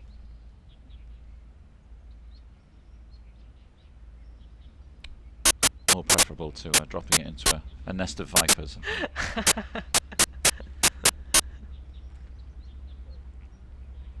We'll be back with Connie in the next few moments. Let's jump up to the 16th.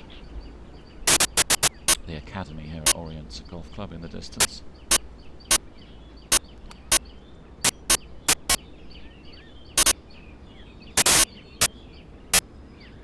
It's a hard pin to attack this on the 16th today. Downhill, downwind approach shot, and the ball seems to be releasing quite a bit this afternoon. See a lot of shots from the back of the green there.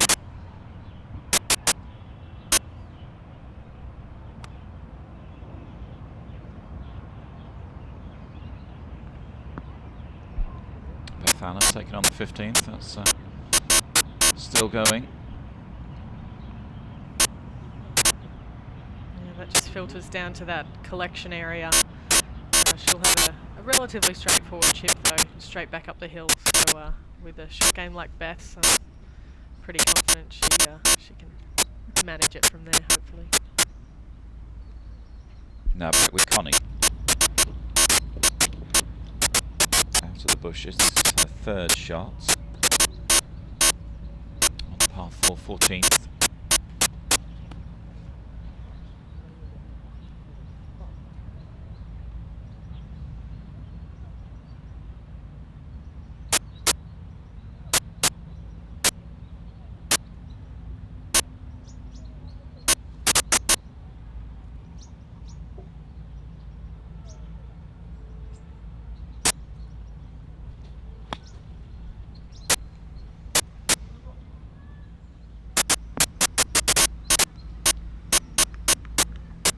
If that'll just catch that ridge.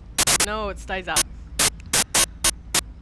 Perhaps a bit of luck there for Connie. But a tough putt for par awaits her. Now Marion Ricard in 2nd all alone now, after Brad's drop shot on 16. So the nearest challenger to the leader, Chung. That should help her out. 3 shots off the lead. Still possible. I think she really needs to make a birdie either here on 16 or perhaps on 17 to put some pressure on Cheng. Without an approach from the pack, I think she just looks so solid, doesn't she? She'll have a bit of a tester here with a about 40 feet up over quite a large ridge again. But if the way she's been playing is any indication, hopefully she'll knock it up there close.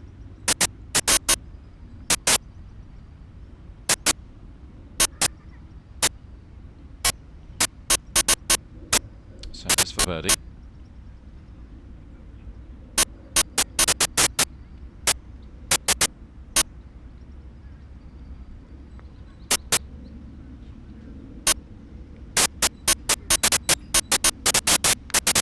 Judged the pace well. It's a good effort from up there. There are a few grain changes between her and where the hole was, so it's always hard to work out how much of an impact that'll have on the pace of the putt. She's judged very well there.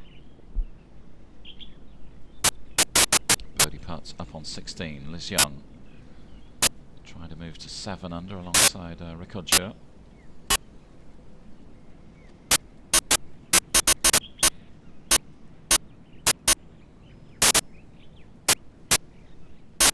She started so well, didn't she, the leader? It's been the key so far when you look at her card. 3 birdies inside the first 4 holes. Exactly what you're trying to do on the last day, isn't it? Very much so.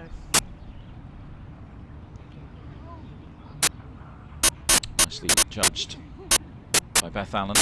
Interesting choice there to take putter.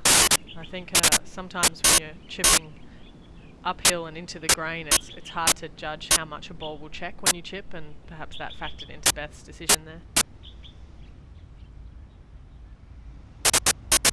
Now it's been a bit of an adventure for Connie. This 14th, this for par. Now it's going to be a drop shot.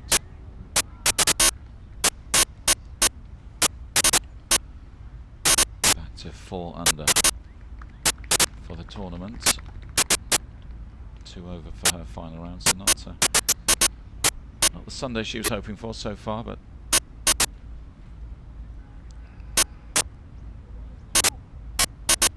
Kwan, no.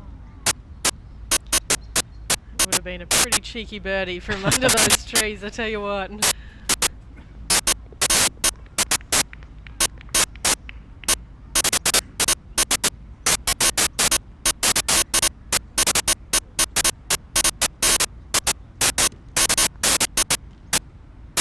One under for the tournament.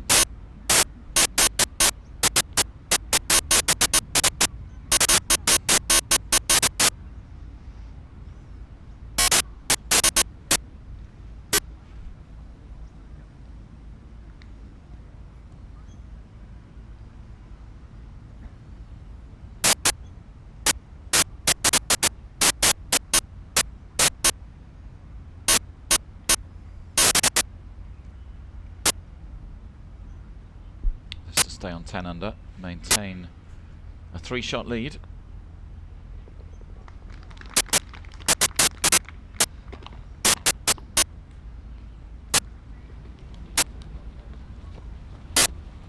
Another hole negotiated, just gets a little bit closer to getting our hands on the trophy perhaps. We'll see. 15 coming up though, could be interesting. I built it up, she'll probably heard you now.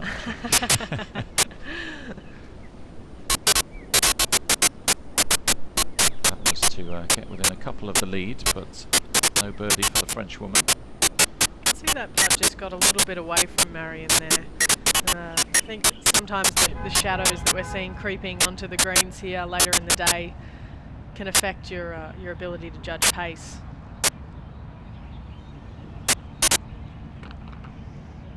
Simple clean up there for Beth. I think she'll be pretty happy with a 3 on 15 today, and move on to 16. One of the many bridges, and Xiamen in the distance. This is how it stands. Coming to the conclusion of the Xiamen Open International. Chung Soo Chai with a 3-shot lead.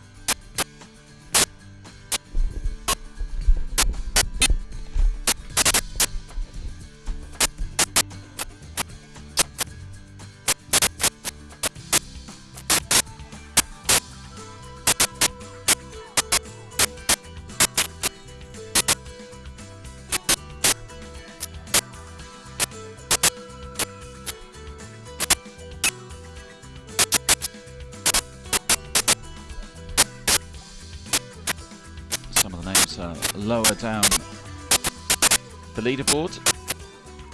Final day at the Xiamen Open International co-sanctioned Ladies European Tour and China LPGA Tour event. It's been an entertaining 3 days. And as it stands, Chung Soo Chai, 17-year-old amateur from Chinese Taipei, with a 3-shot lead over Marianne Ricaudieu. Still a few players hanging around on 6 under. Beth Allen, Liz Young, Alex Verlat, Lindsay Yu, Jo Clatton on 5 under. But it's the 15th that faces the final group next, and I guess if there's any time that the leader Chung might be feeling a little bit anxious, this is the time, is it? This is one of the dangers over the closing holes. It's definitely one of the harder approach shots on the golf course, and I think, you know, as you can tell from all the arrows on the graphic there, definitely favours a fade. Downwind, something that, you know, obviously something high and soft is preferable, but a little easier said than done. See how she gets on. Just 3 birdies today on this hole. On its way. Someone likes it.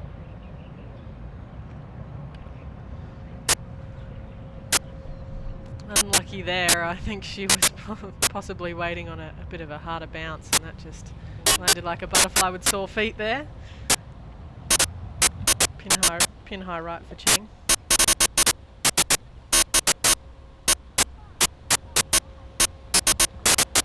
Connie Chen next up, 4 under par, 6 off the lead, good enough for a tie for 8th at the moment. Whatever happens, another good week for Connie. Strong finish to the season for her.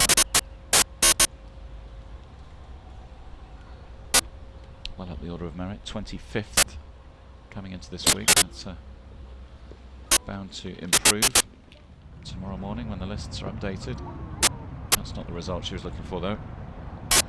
Unlucky break there for Connie. An extra yard or 2, and I think it might have even found that back portion of the green. So she'll have some of that firm bunker sand we discussed earlier, Lee. I wouldn't say it really facilitates high soft shots, but I'm sure with Connie's finesse, she'll find a way. Up to the 17th. Alex Verlat, that for birdie, but it's going to be short.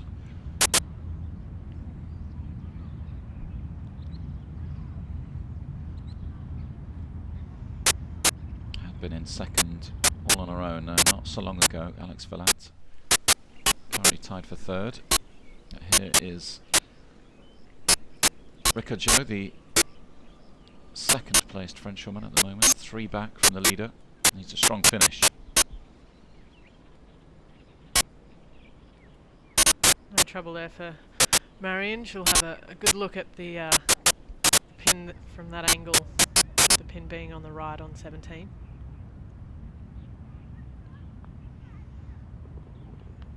Nicely done by Alex Verlat. Stays on 6 under. You can see Alex trying to pump herself up a little bit there. Again, one of our fabulous, fiery French women out on tour, and she may look reserved, but I can guarantee she's fully aware of what's going on, and she'll be thinking birdie on the last. They're entertaining, the French lot, aren't they, on the Ladies European Tour? Some characters. They are. I remember once I tried to join their match that they were having in Turkey, and they looked at me and they said, "You can, as long as you only count in French." Gave it my best shot, but let's just say it didn't last long.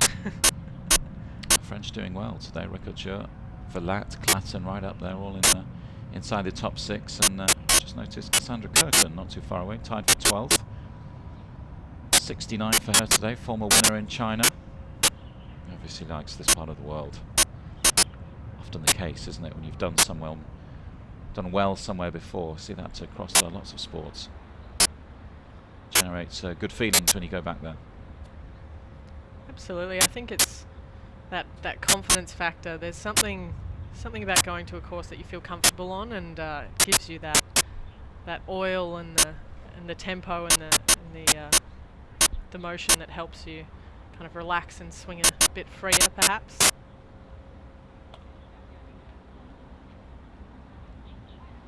So quite deep rough there for Connie. Looks like the club just turned over on her a little bit. A difficult spot to be in, trying to land it soft on a downhill green out of thick rough. I don't envy her there, and she'll have trouble making par from there.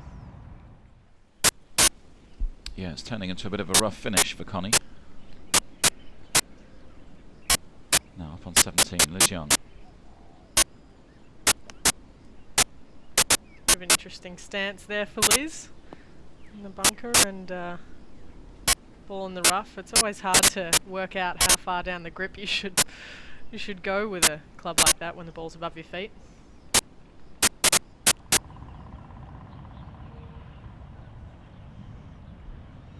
We didn't see Chloe Lequin's tee shot on 15. This is what she's faced with.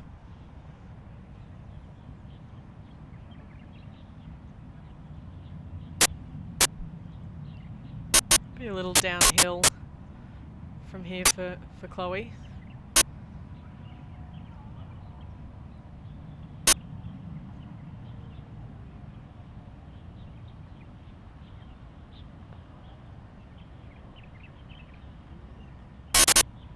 It's a great effort. Judged to perfection there.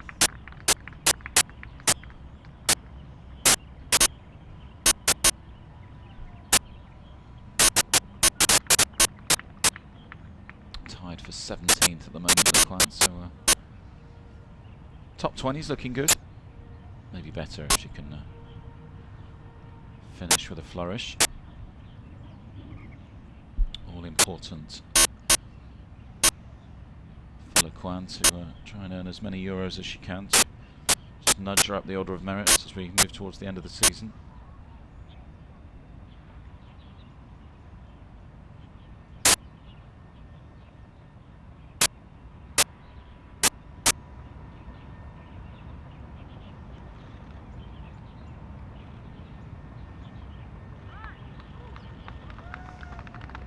Pretty good, to say the least.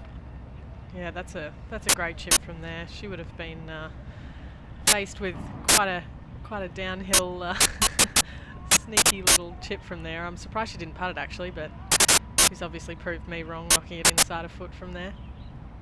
Looks so confident, doesn't she? That she hasn't been tested too often this afternoon, but when she has, when we've suggested that maybe now's the time we might see a little wobble. It's been impressive. She's reacted.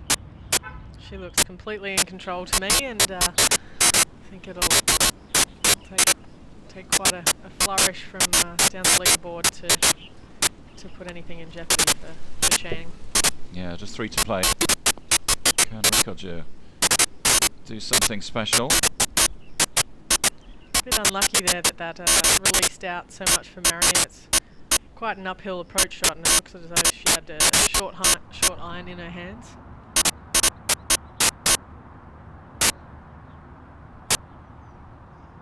Now, first look at the final hole. We've talked about this hole a fair bit through the broadcast. Verlat playing a second up to the 18th green.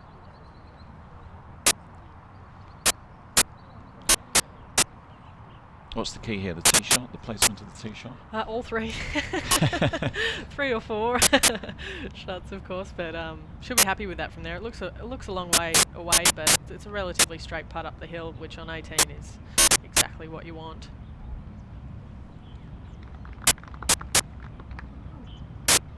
Connie rolls in, but struggling for consistency at the moment. Another bogey on the card.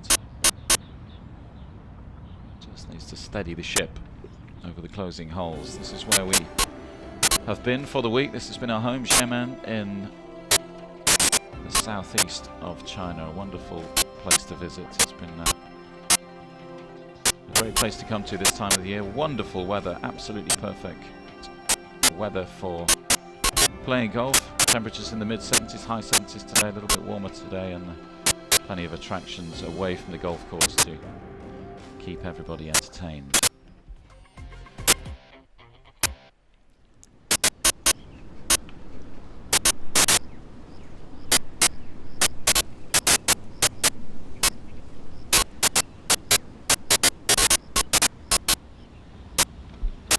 So 3 to play for the final group. I believe Chung a 3-shot lead ahead. Relatively easy driving hole for the girls here. There's a bunker on the right and on the left, but the left one is basically out of play. You see the ball just rolling past that one on the right. She'll have a short iron in her hands yet again for Cheng. She'll have a good look at the pin from there.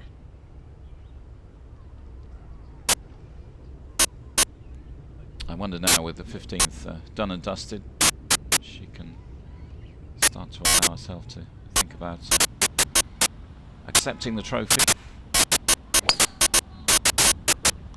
It's an interesting layout here at Orient because the 16th hole actually leads back towards the clubhouse, and the 17th moves away from the clubhouse, with the 18th coming back towards it again. So it's almost as though once you get past that 16th hole, then hopefully she can relax a little going into 17 and 18, but that'll all depend on who makes a charge, perhaps. She might be able to see the trophy from the 17th team.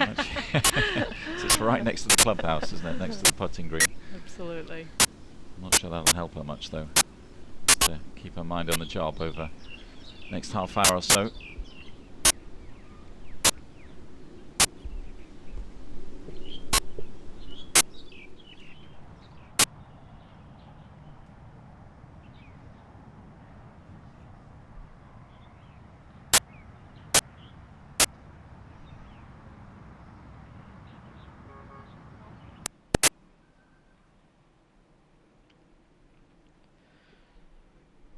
Just a short tap in there for Beth for her 4.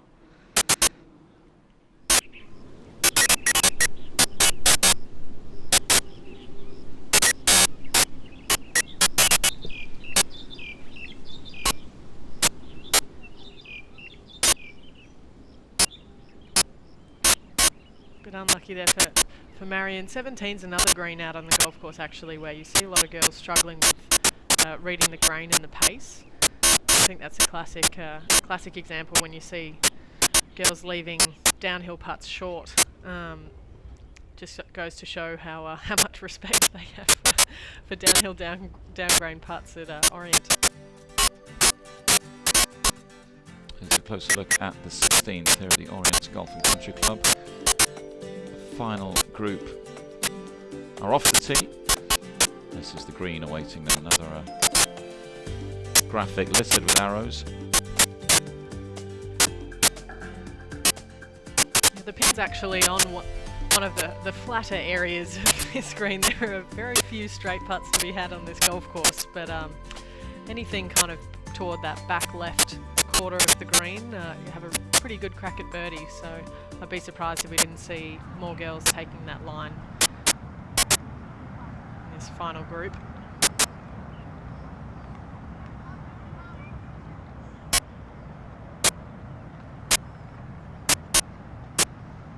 Still looking cool, calm and collected out on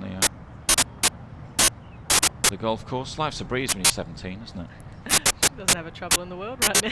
It's the advantage of these teenagers. It's a good age to go out, play golf without a care in the world. When you get a little bit older, then everything gets a little more terrifying. Not just golf, just life in general. Life in general.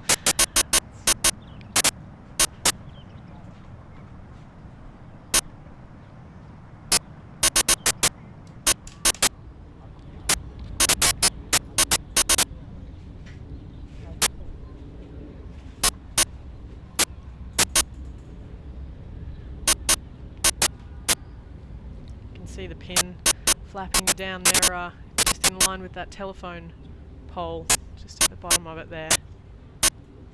Bit of a tricky angle here for Connie.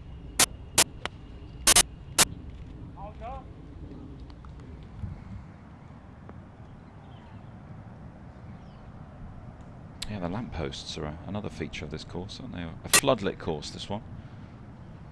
The first floodlit course that was built in this part of the world. Perhaps another thing in testament to the growth of golf in China. They want to play it 24/7. I was just thinking that, yeah. Daylight's not enough for them. Practicing and they're putting at 3 in the morning ahead of that club tournament the next day. Maybe that's why Cheng's so good. She has no curfew.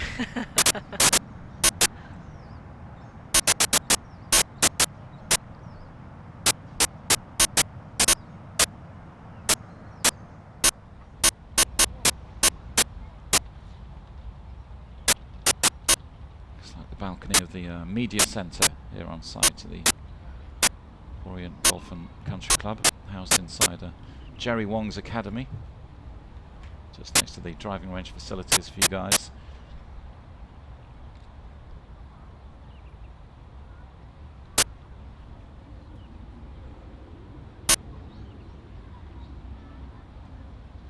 He seems like an entertaining character, Jerry, doesn't he? I was hoping to bump into him this week, but no luck. I'd like to meet him. No luck so Hopefully he'll be at presentations, perhaps. Looks like she caught that one just a little fat. Didn't have that same ring to it, but I tell you what, it's rolling out alright, isn't it? It's been that kind of day, isn't it? She's hardly put a foot wrong though. Very impressive. Perhaps the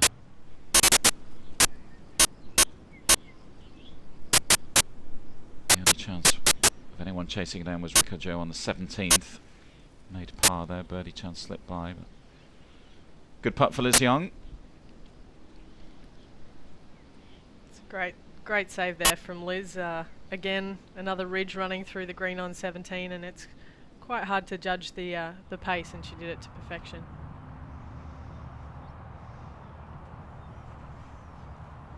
Now up on 18, Alex Verlat looking to finish in style.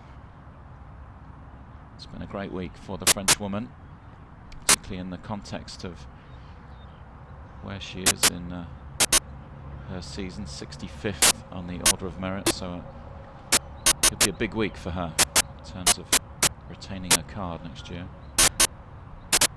Yeah, I think Alex will breathe a little bit easier at conclusion of play today, knowing that it's highly likely she secured her card after this finish. Maybe a crisp glass of white wine this evening to celebrate. Wouldn't surprise me. Well, consistency there. Three 70s from Alex. It's a very solid golfer on this golf course. As a French woman, she might have to settle for a glass of Chinese white wine though. Not sure how that will go down. Our hotel actually has quite an impressive wine list, so I wouldn't be surprised if she could find something a bit more native for her on it. No doubt she'll celebrate in her own way.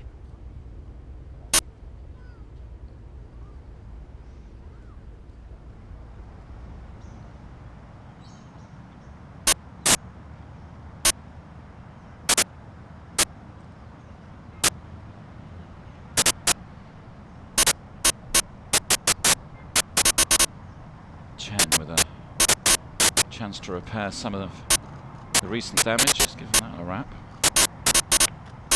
Very aggressive putt from Connie there, perhaps getting a little bit flustered by the last two bogeys.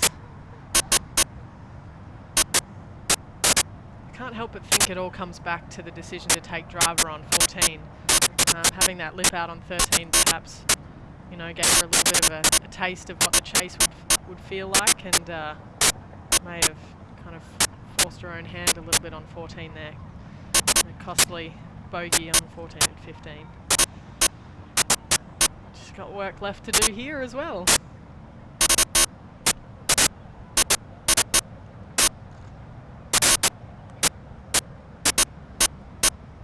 The leader to putt next. This for birdie. But I'm sure she'd settle for a par on the card, get another hole ticked off.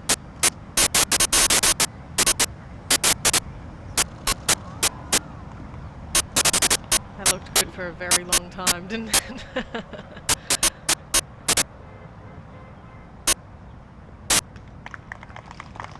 Another par on the card, and just 2 holes to negotiate now for the 17-year-old leader.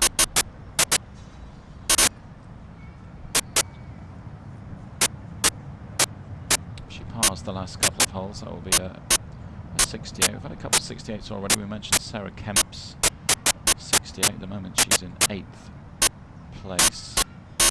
Wichini Michai as well. Carded a 68 today, the Thai player. Down in a tie for 17th at the moment.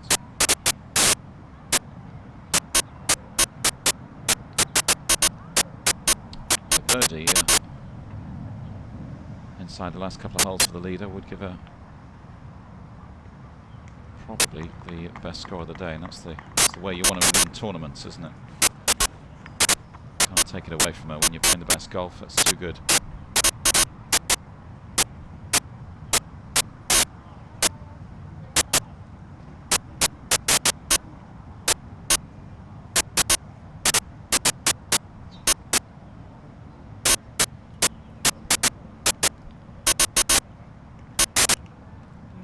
And 18 are relatively easy driving holes once you kind of carry all of the trouble, I guess you could say, as contradictory as that sounds. I'd be surprised if they had simple tap-in pars on 17 and 18, so still quite a bit of action left.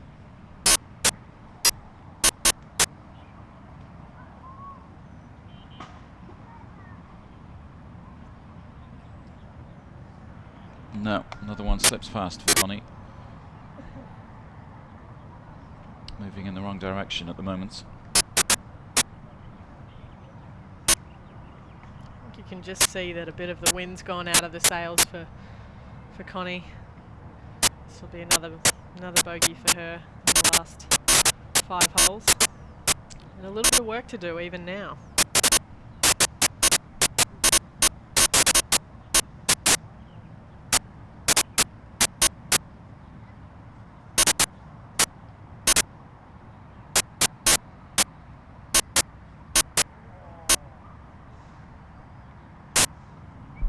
Carefully does it. Gets there in the end, but a disappointing run of holes for Connie Chen. Bogeys on 14, 15 and 16. But it's all eyes on the leader as she approaches the finish line. Surely she can smell the victory now. Chen Su Chai, 3-shot lead with 2 to play.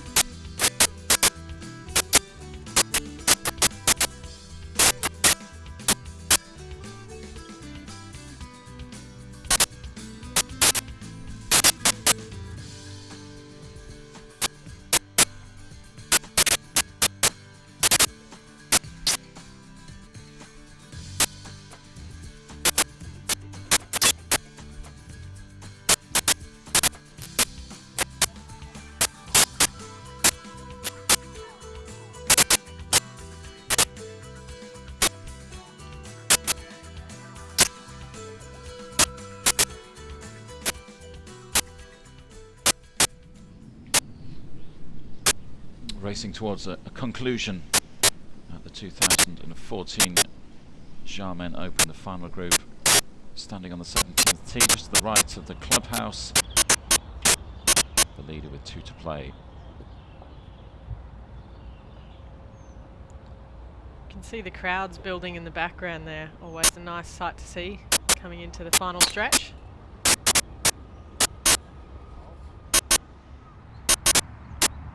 There is a bunker over on the left, but it looks like she's cleared it without any trouble.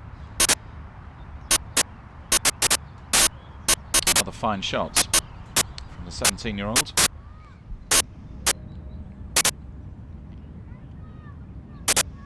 This was a few moments ago up on the 17th green. Chance to move to 7 under into a tie for second. Go on. Is it? Yes, it is.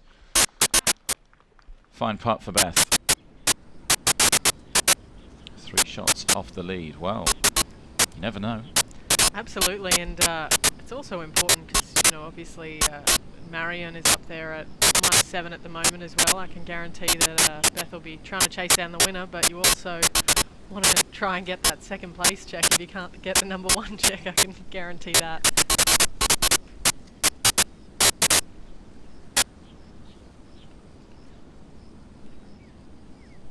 Liz Young up on the 18th, and yeah, worth mentioning about the prize money as well, because the leader is an amateur, so even more reason for Beth to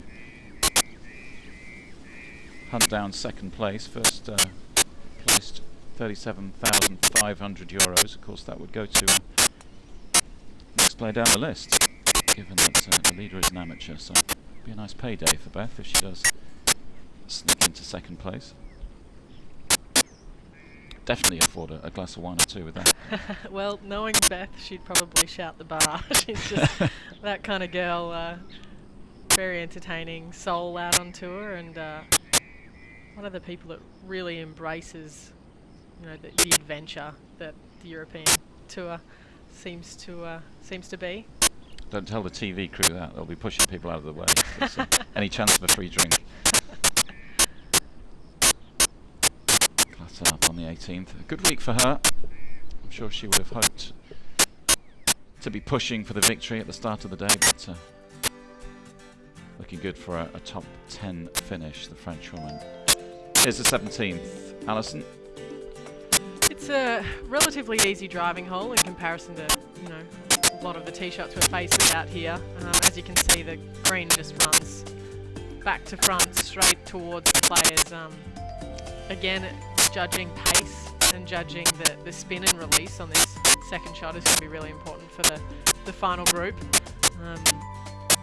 We've seen a few balls released towards the back of the green, and they'll be left with a slippery downhill putt from there, so it'll be interesting to see if they play for position or if they just go firing at the pins.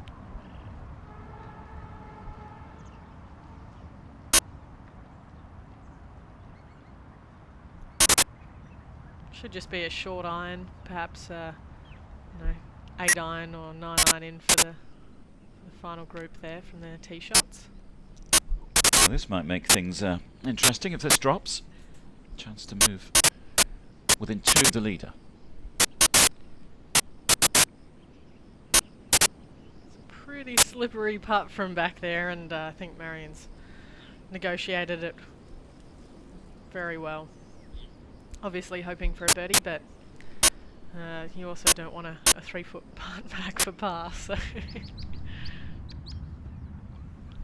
good day for her. But more and more it's looking as if it'll be Chung who leaves with the trophy this afternoon.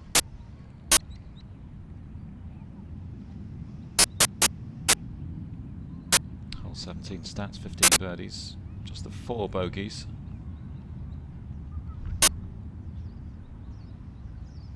And that's Chloe Lequan at the distance.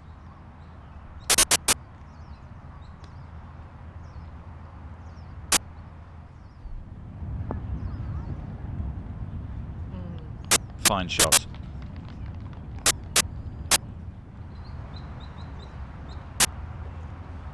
guarantee you she'll be thinking about her spot on the order of merit right now, and hopefully drawing some strength from that for the last few holes. Hoping for a couple more birdies, perhaps.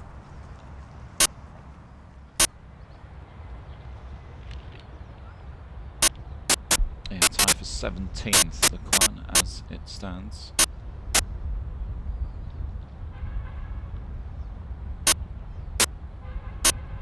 It's a very different day to yesterday. 68 for Le Quan yesterday.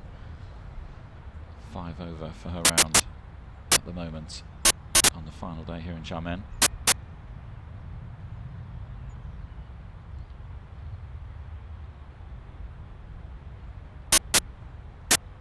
Connie Chen looking to stop the rot. 3 successive bogeys.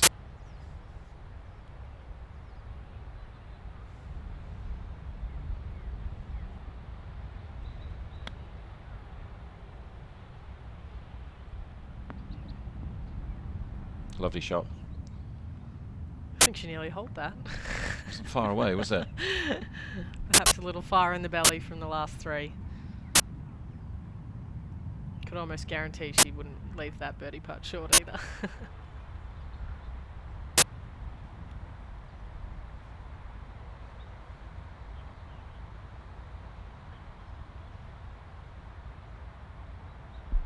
The leader with her second into the 17th.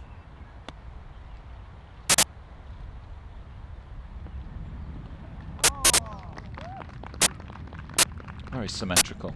Could almost throw a blanket over this. Very nice. To play the 17th.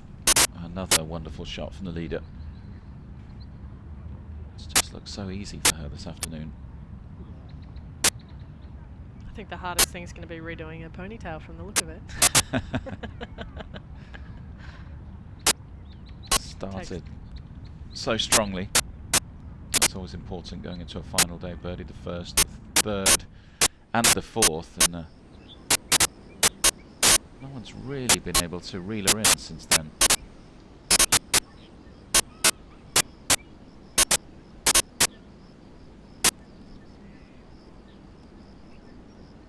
There's Young up on the 18th.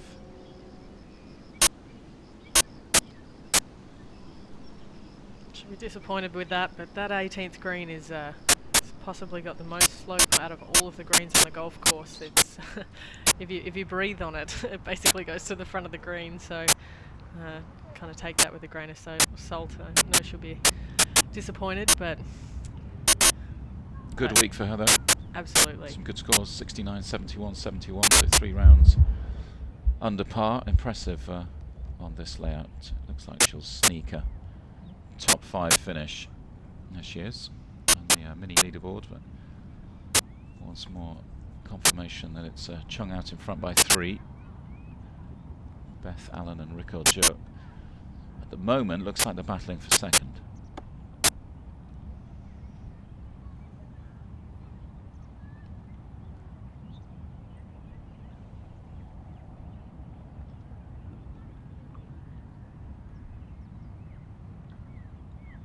Beth Allen playing the 18th, of course. Rickager in the clubhouse after a 69, so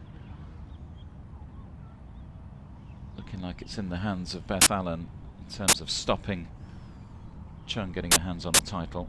Birdie at the last, you never know. Stranger things have happened at golf tournaments.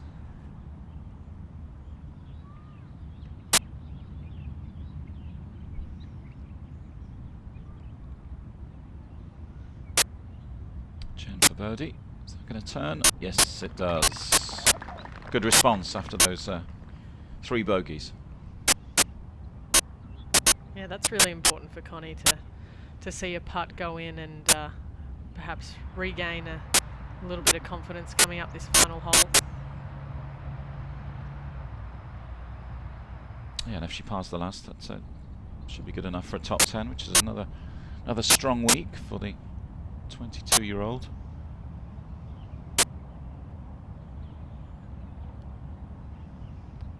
Amazing what a win can do, isn't it? You see these players who win on the tour for the first time and then all of a sudden they're contending. Just seems to give players such a huge confidence boost in self-belief. A lot of sports psychologists talk about that glass ceiling, and I think once you break through and you see that it doesn't take perfect golf all the time to win a golf tournament, it's really important for your mentality and your psyche in terms of letting go of bad shots and focusing on the positives from the day.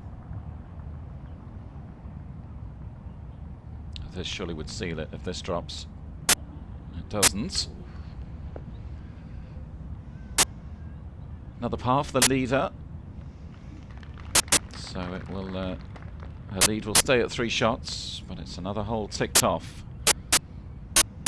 for Chung Soo Chai, the 17-year-old, just the final hole to play. Depending what Beth Allen does on 18, could have the luxury of a 3-shot lead playing the last. Sure she'd have signed for that at 11:45 this morning. I think she would have taken it. Khan with a chance to move to 2 under. She does. Nice putt. That's big for her as well. We'll move her up the leaderboard. The hunt for a few more euros.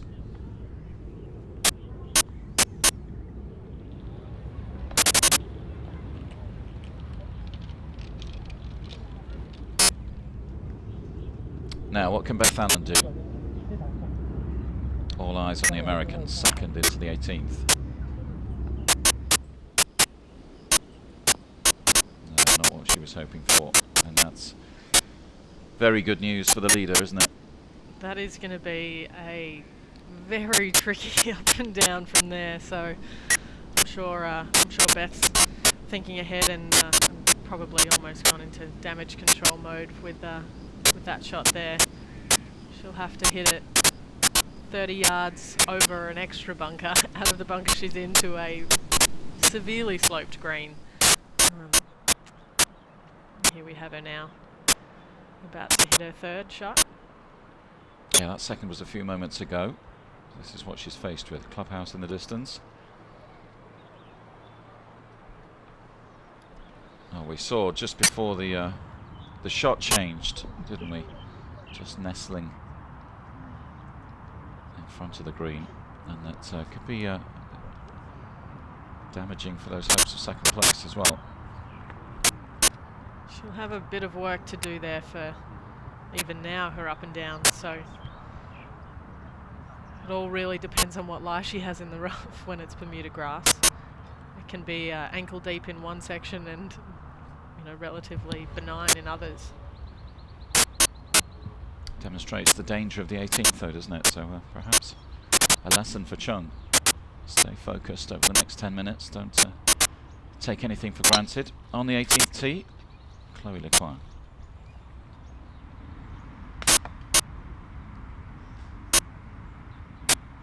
Well, you heard that hitting those trees. We're not sure where the ball ricocheted to. If there is a side to miss it though on 18, it's definitely to the right. Those two front bunkers you saw Beth in a few moments ago really protect the green on the left, and over to the right you get a bit of a better look at the pin perhaps. So if there is a spot to miss it, I think Chloe's found it.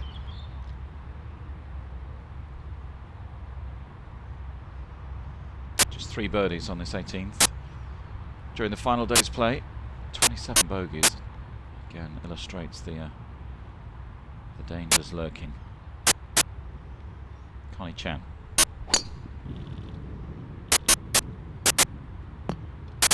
Doesn't like it.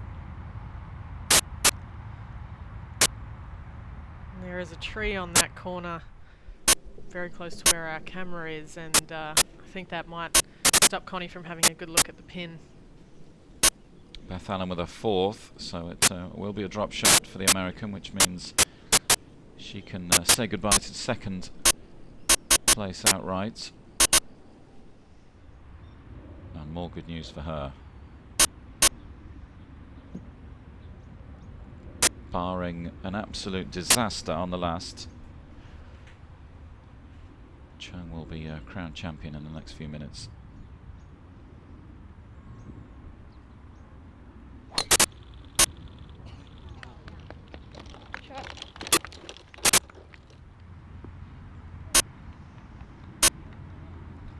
I can imagine that Marion Ricciardo is watching avidly from behind the 18th green right now, trying to work out what she'll be depositing in her bank next week.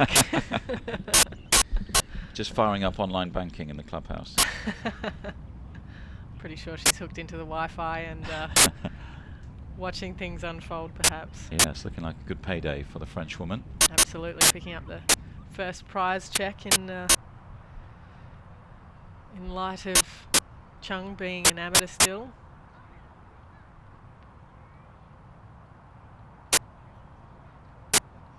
Playing alongside Beth Allen, Nikki Garrett. Haven't seen too much of the Australian. Of course, she was tied for second at the start of the day. Good couple of opening rounds, 69 and 70. But 3 over for her round today, not the Sunday she was hoping for. But nevertheless, a good week. Still tied for 11th.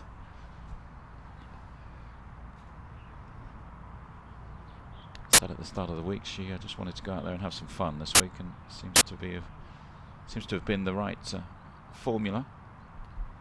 Well, I can guarantee she's having fun today. She's playing with two of her good friends, Vicky Lang and Beth Allen, and I'm sure they've shared a few stories and a few laughs out there. Of course, it's always nice to play with people you've grown up with, I guess. Vicky Lang alongside her, the Scot.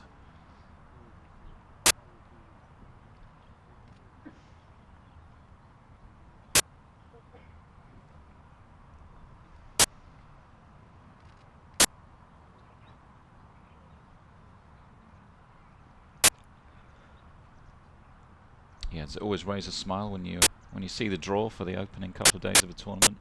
Keeping your fingers crossed for a couple of friends or entertaining characters. Absolutely. I think it just helps relax you. You know, 4 hours is a long time to concentrate on golf, so a lot of the players try and switch off in between shots. Oh, yes. Huge putt there for Beth. And that was slippery. And raises a smile throughout that group of players. Finishes 6 under par, so that's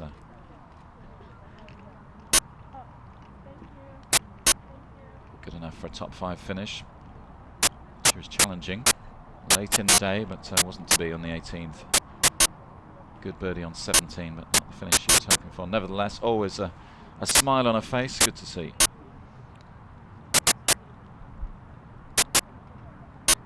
Beth actually told me a little bit about her caddy last week as well. She really seems to bond with them out here in China, and she was telling me about Terry, her caddy, Tezza, as she colloquially called him, and you know, she had a lot of fun, and said he was a great green reader. So it's nice to see her connecting yet again.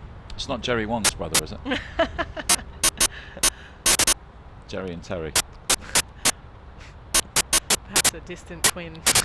Maybe. Now, Chloe Le Quan is taking an interesting route to the 18th green. Yeah, she's actually quite lucky here. She's got to look at the pin, which very, very few people get when they hit it offline on 18. So be interesting to see what kind of yardage she has. She's got a wood in her hands, but out of this rough, it's quite a daring play. So maybe just trying to keep it low under those trees.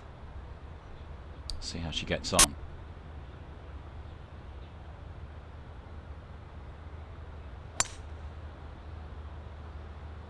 Well, she kept it low, and it's running up. What a result. I think that's better than she potentially would have done from the middle of the fairway. That's a brilliant shot. Rewarded for a daring approach.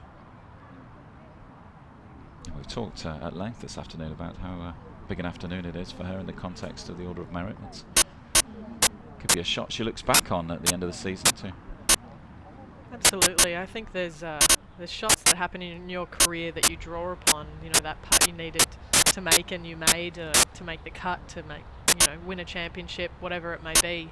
It's really important to kind of have almost like a highlights reel in your head, so that when you're faced with a challenging shot like that, you know you've done it before and are more than capable, and she certainly was there. Yeah, it's important, isn't it? Positive visualization, moments of adversity, and talking of tough shots, Connie Chen with a different kind of challenge. Her second shot on 18. Again, taking quite an aggressive play here. I think she might be trying to keep it low underneath the leaves of that tree on the corner. The pin's actually almost straight through the V in those tree branches. Just turned it over a little bit too much from there, but seemed like a good strike.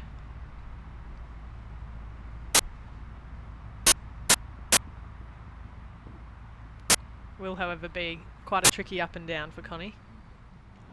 Yeah, it's been an up and down last few holes for Connie Chen. Lead of the last to play in position A.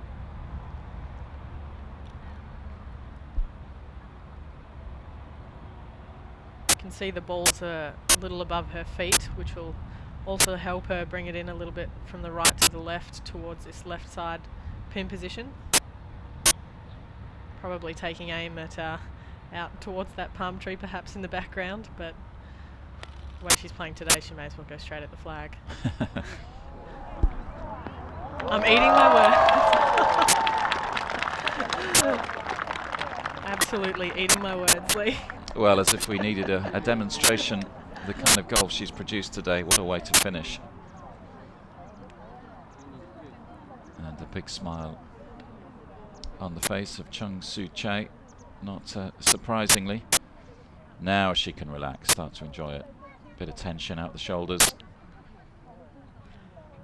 She can enjoy the walk up to the 18th green. That must be a nice feeling, wasn't it? Absolutely. On the green, 3-shot lead. It's a luxury few people can afford in their home crowd, especially. Hopefully she's taking it all in. Very much looks to be the case. I'm sure we'll be seeing a bit more of this young lady over the next few years in international golf.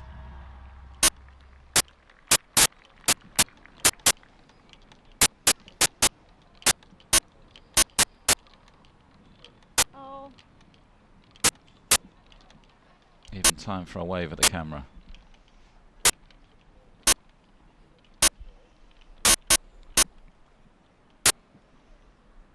Guess the next question in her career is when she decides to turn pro. Maybe the events of today will...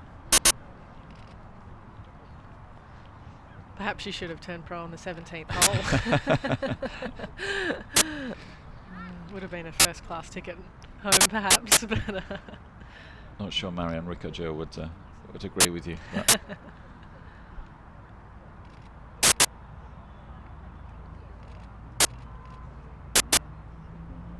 she's been brilliant today. It's been great to see off those 3 overnight leaders. She's the one who embraced the challenge, got off to a quick start, opened up a healthy lead and hasn't looked back since. See what Connie can do from the sand.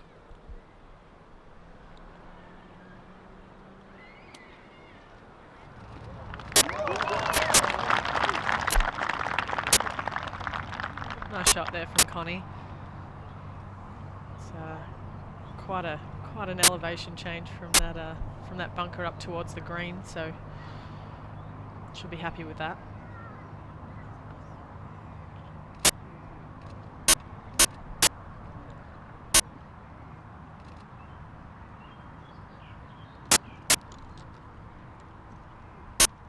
Big crowd gathered around the 18th green. Fair few players as well, ready to join in the celebrations.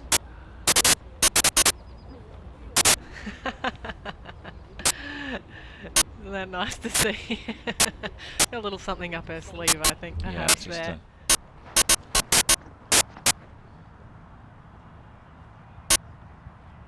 Customary for whoever wins on the Ladies European Tour to get a bit of a drenching on the 18th green. I think we might be about to see another one.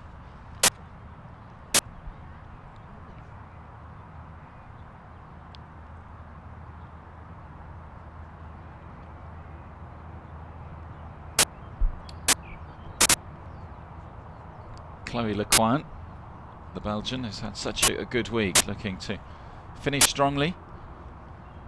That's to move her up to 3 under. Would be good enough for a top 10 finish. It's on its way. It's going to come up short though, but still a great week for her. Fabulous day yesterday. That's a round of 68. Had the outright lead at one stage. Moved to 7 under late in the day yesterday, before finishing with a bogey on the 9th. Played the course the wrong way round yesterday.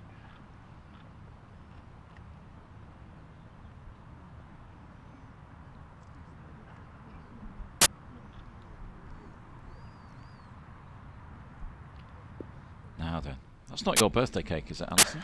I'm thinking I should run over there, but yeah, somehow you need to get up there quickly. Cake is my favourite food group, so... Big day for you then. Yeah, absolutely. Have you had any yet? I haven't actually. I skipped it at breakfast. It was there, but I thought should probably have something a little bit more nourishing, perhaps. Save yourself for the round. Exactly. Cake for dinner. Absolutely.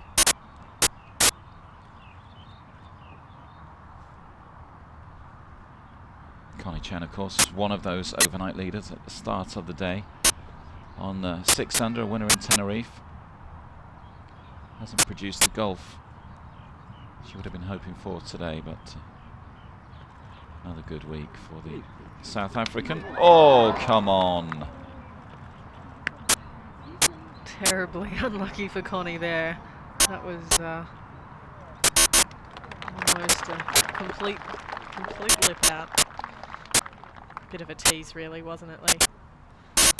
76 today, but a couple of good opening rounds for Chen. 68, particularly. She was the outright leader after day one. Started quickly, put herself in a good position, but wasn't to be today. But I'm sure she'll finish the season with a smile on her face. Any season you're winning a title is good news.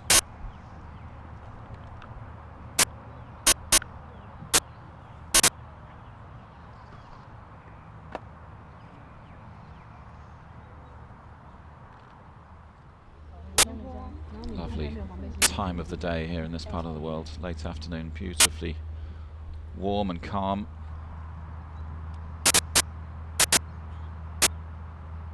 Cheng looking to finish in style.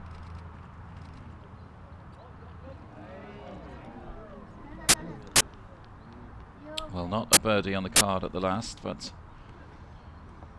she'll take a few moments before she taps in for a par and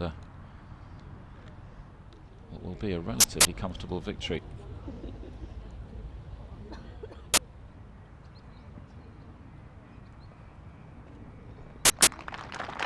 The Kwan rolls in. That's a good fall for Chloe there after the tee shot on the right.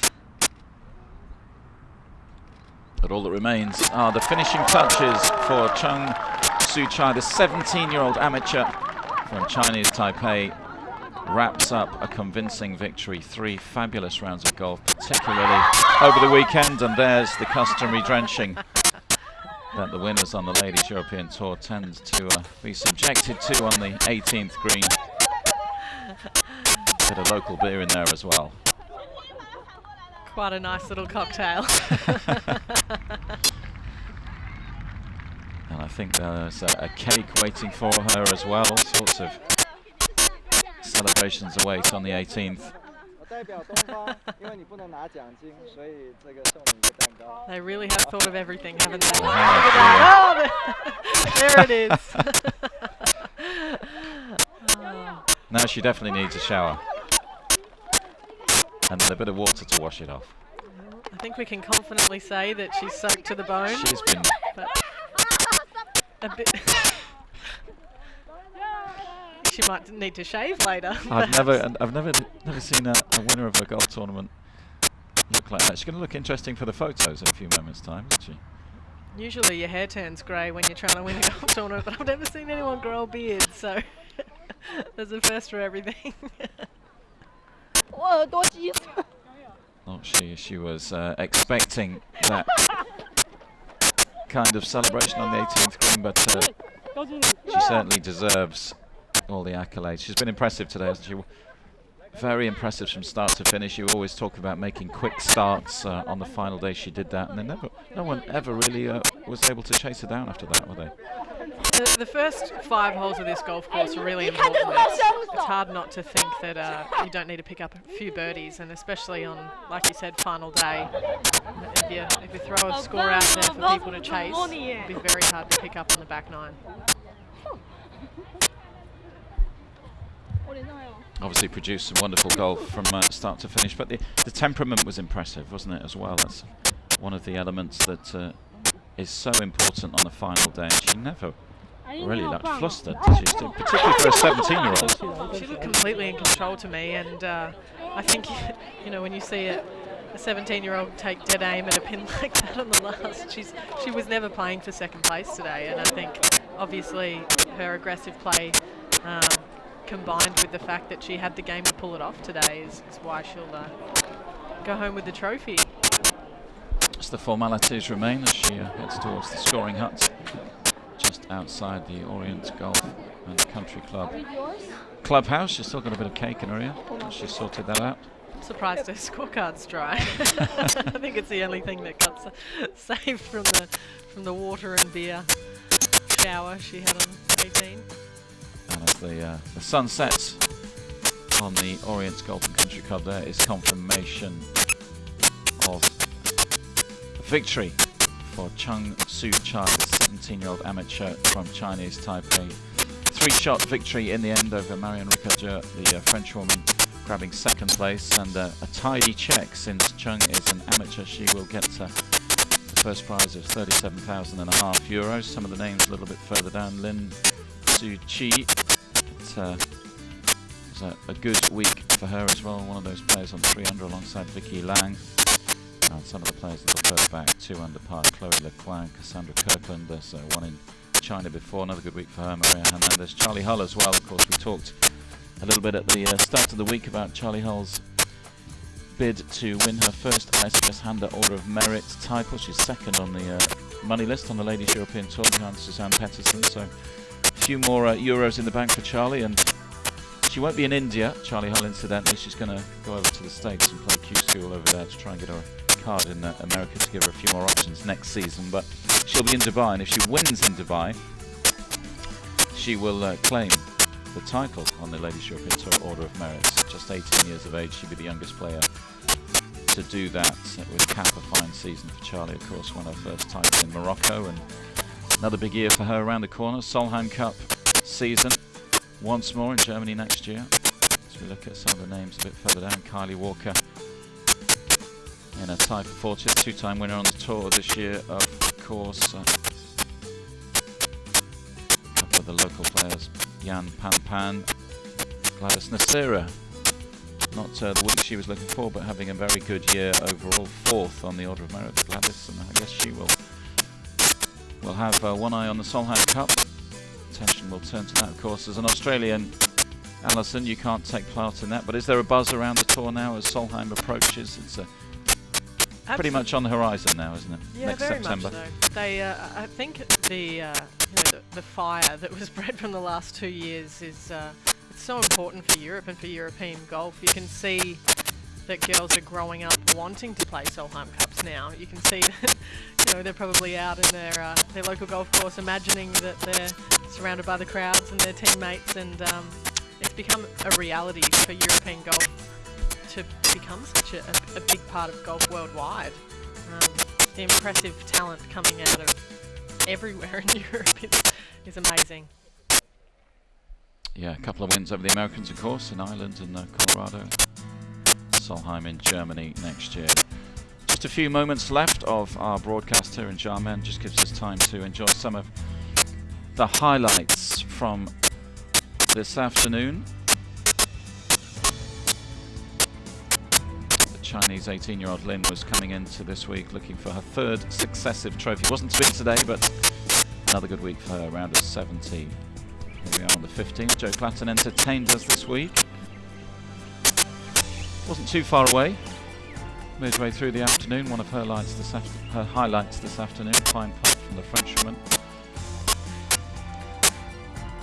And over on the 12th, Beth Allen came close too. Another good week for her, having a good season inside the top 20 on the Ladies European Tour money list. Another of Beth's highlights. In it goes.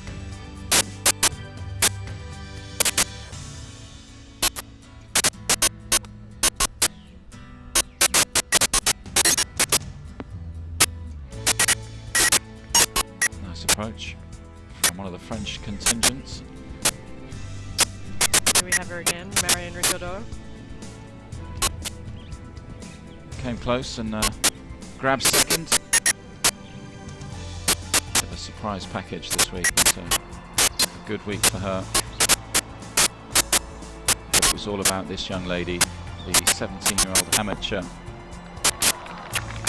from Chinese Taipei. She made such a fast start. That was her tee shot on the third. 3 birdies inside the opening 4 holes.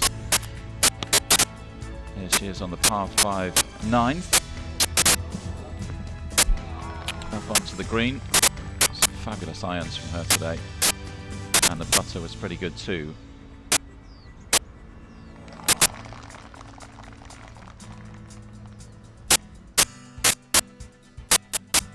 All departments really were working well today, Alison. For the leader. Absolutely, she's just so solid today. Short game, putting, and obviously her ball striking. I would say her wedges were the highlight for me, watching her come through the stretch and taking dead aim at some pretty tricky pins.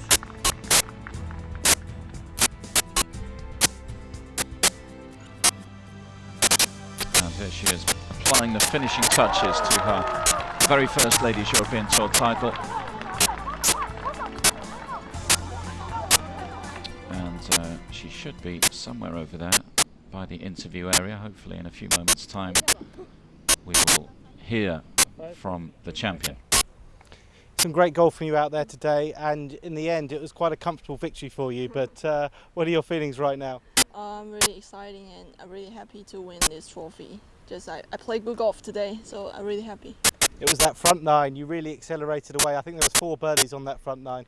Yeah, I hit the 3 birdies in the first 4 holes, so I feel really confident for the first 9. Are you much of a scoreboard watcher? Did you know what sort of lead you had in the last few holes? I saw it's like 3-shot lead for the second place, so when I saw it's like 17 screens, so I don't worry too much, so I just play my game. You're still such a young age, and you look so calm out there today. Were you so calm? Actually, pretty nervous today. In my heart, inside myself, for the last part, my heart is like boom, boom, boom, boom. Yeah, I just trying to keep calm. Yeah. And of course, you won a medal in the Asian Games quite recently. How does this compare? How does the feeling compare?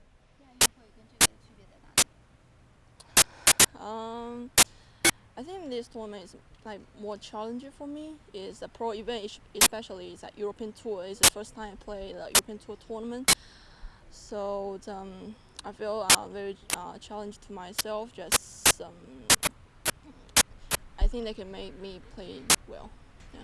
Well, congratulations, and enjoy picking up your first LET trophy. Thank you. Thanks. Thank you.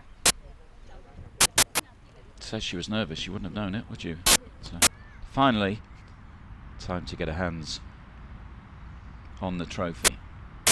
I think as a 17-year-old giving a speech after a very tiring day in the lead, giving a speech in your non-native language and in English especially, so impressive. Yeah, it's taken it all in a stride this afternoon. It's been impressive in all departments. 对电视好的 1, 2, 3 OK 再一个角度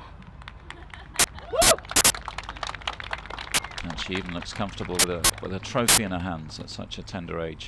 I dare say that'll be the last trophy she'll kiss in celebration. Yeah, in terms of world golf, what you've seen from her over the last few days, she's a name that we'll see a bit more of. Absolutely, without doubt. Anyone whose swing can hold up under that kind of pressure, as you heard her say, she was very nervous, and she didn't show it, and neither did her golf game. She was solid all the way through in all elements. Short game, her chipping was rock solid, and she gave herself a lot of tap-ins coming up the last 4 holes, and as a young winner, I think that's really important. Yeah, 3-shot victory in the end for the champion, Chung Soo Chai. Boom, boom, boom was her description of the heart, but we didn't hear any of that, did we? She looked cool as a cucumber. I guess the cushion of a few strokes helped her out in the end. But it's always impressive when you see a player produce their best golf on the final day to pull away from a pack, because it was a crowded leaderboard early on today. Some of the names a little bit further down. We've had decent weeks here. Not the day Minnie Blomqvist was looking for 5 over today, but Great opening day for the Finn. Some of the names a little bit further down. 2 over par. Jurgensen, Martin Schäfer, Florrie Parker, Ashley Simon, Rebecca Artis fell away a little bit. She was looking good yesterday. Perhaps surprising that the Australian just fell away towards the closing stages of the tournament. There's Gladys Nacera that we referenced earlier, a multiple winner on the Ladies European Tour. She'll want to finish the season strongly. Just 2 tournaments left, Alison. Of course, you got a week off, you guys, between India, another entertaining stop on the tour, and then on to Dubai. It's an entertaining year, isn't it? You can clock up some air miles.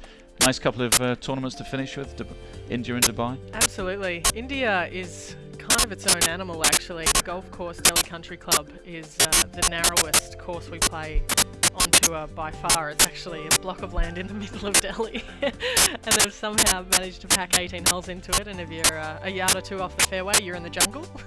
And yeah, it's going to make for some challenging golf. And in direct contrast, Dubai, obviously the amazing last event on our tour. They put out all the stops every year. It really feels like a concluding event for us, and you know, with such a big prize pool as well, anything can happen in terms of the order of merit. As you mentioned Charlie Hull earlier, it really does depend on their finish in the last event, and it makes it all incredibly exciting.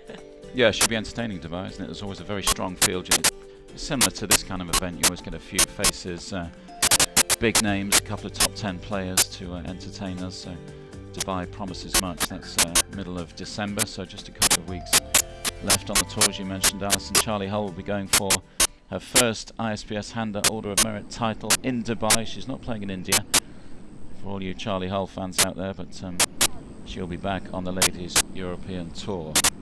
Hope you've enjoyed it. You'll be back with us in the very near future. For me, Lee Goodall, Alison Whittaker alongside me. It's bye for now.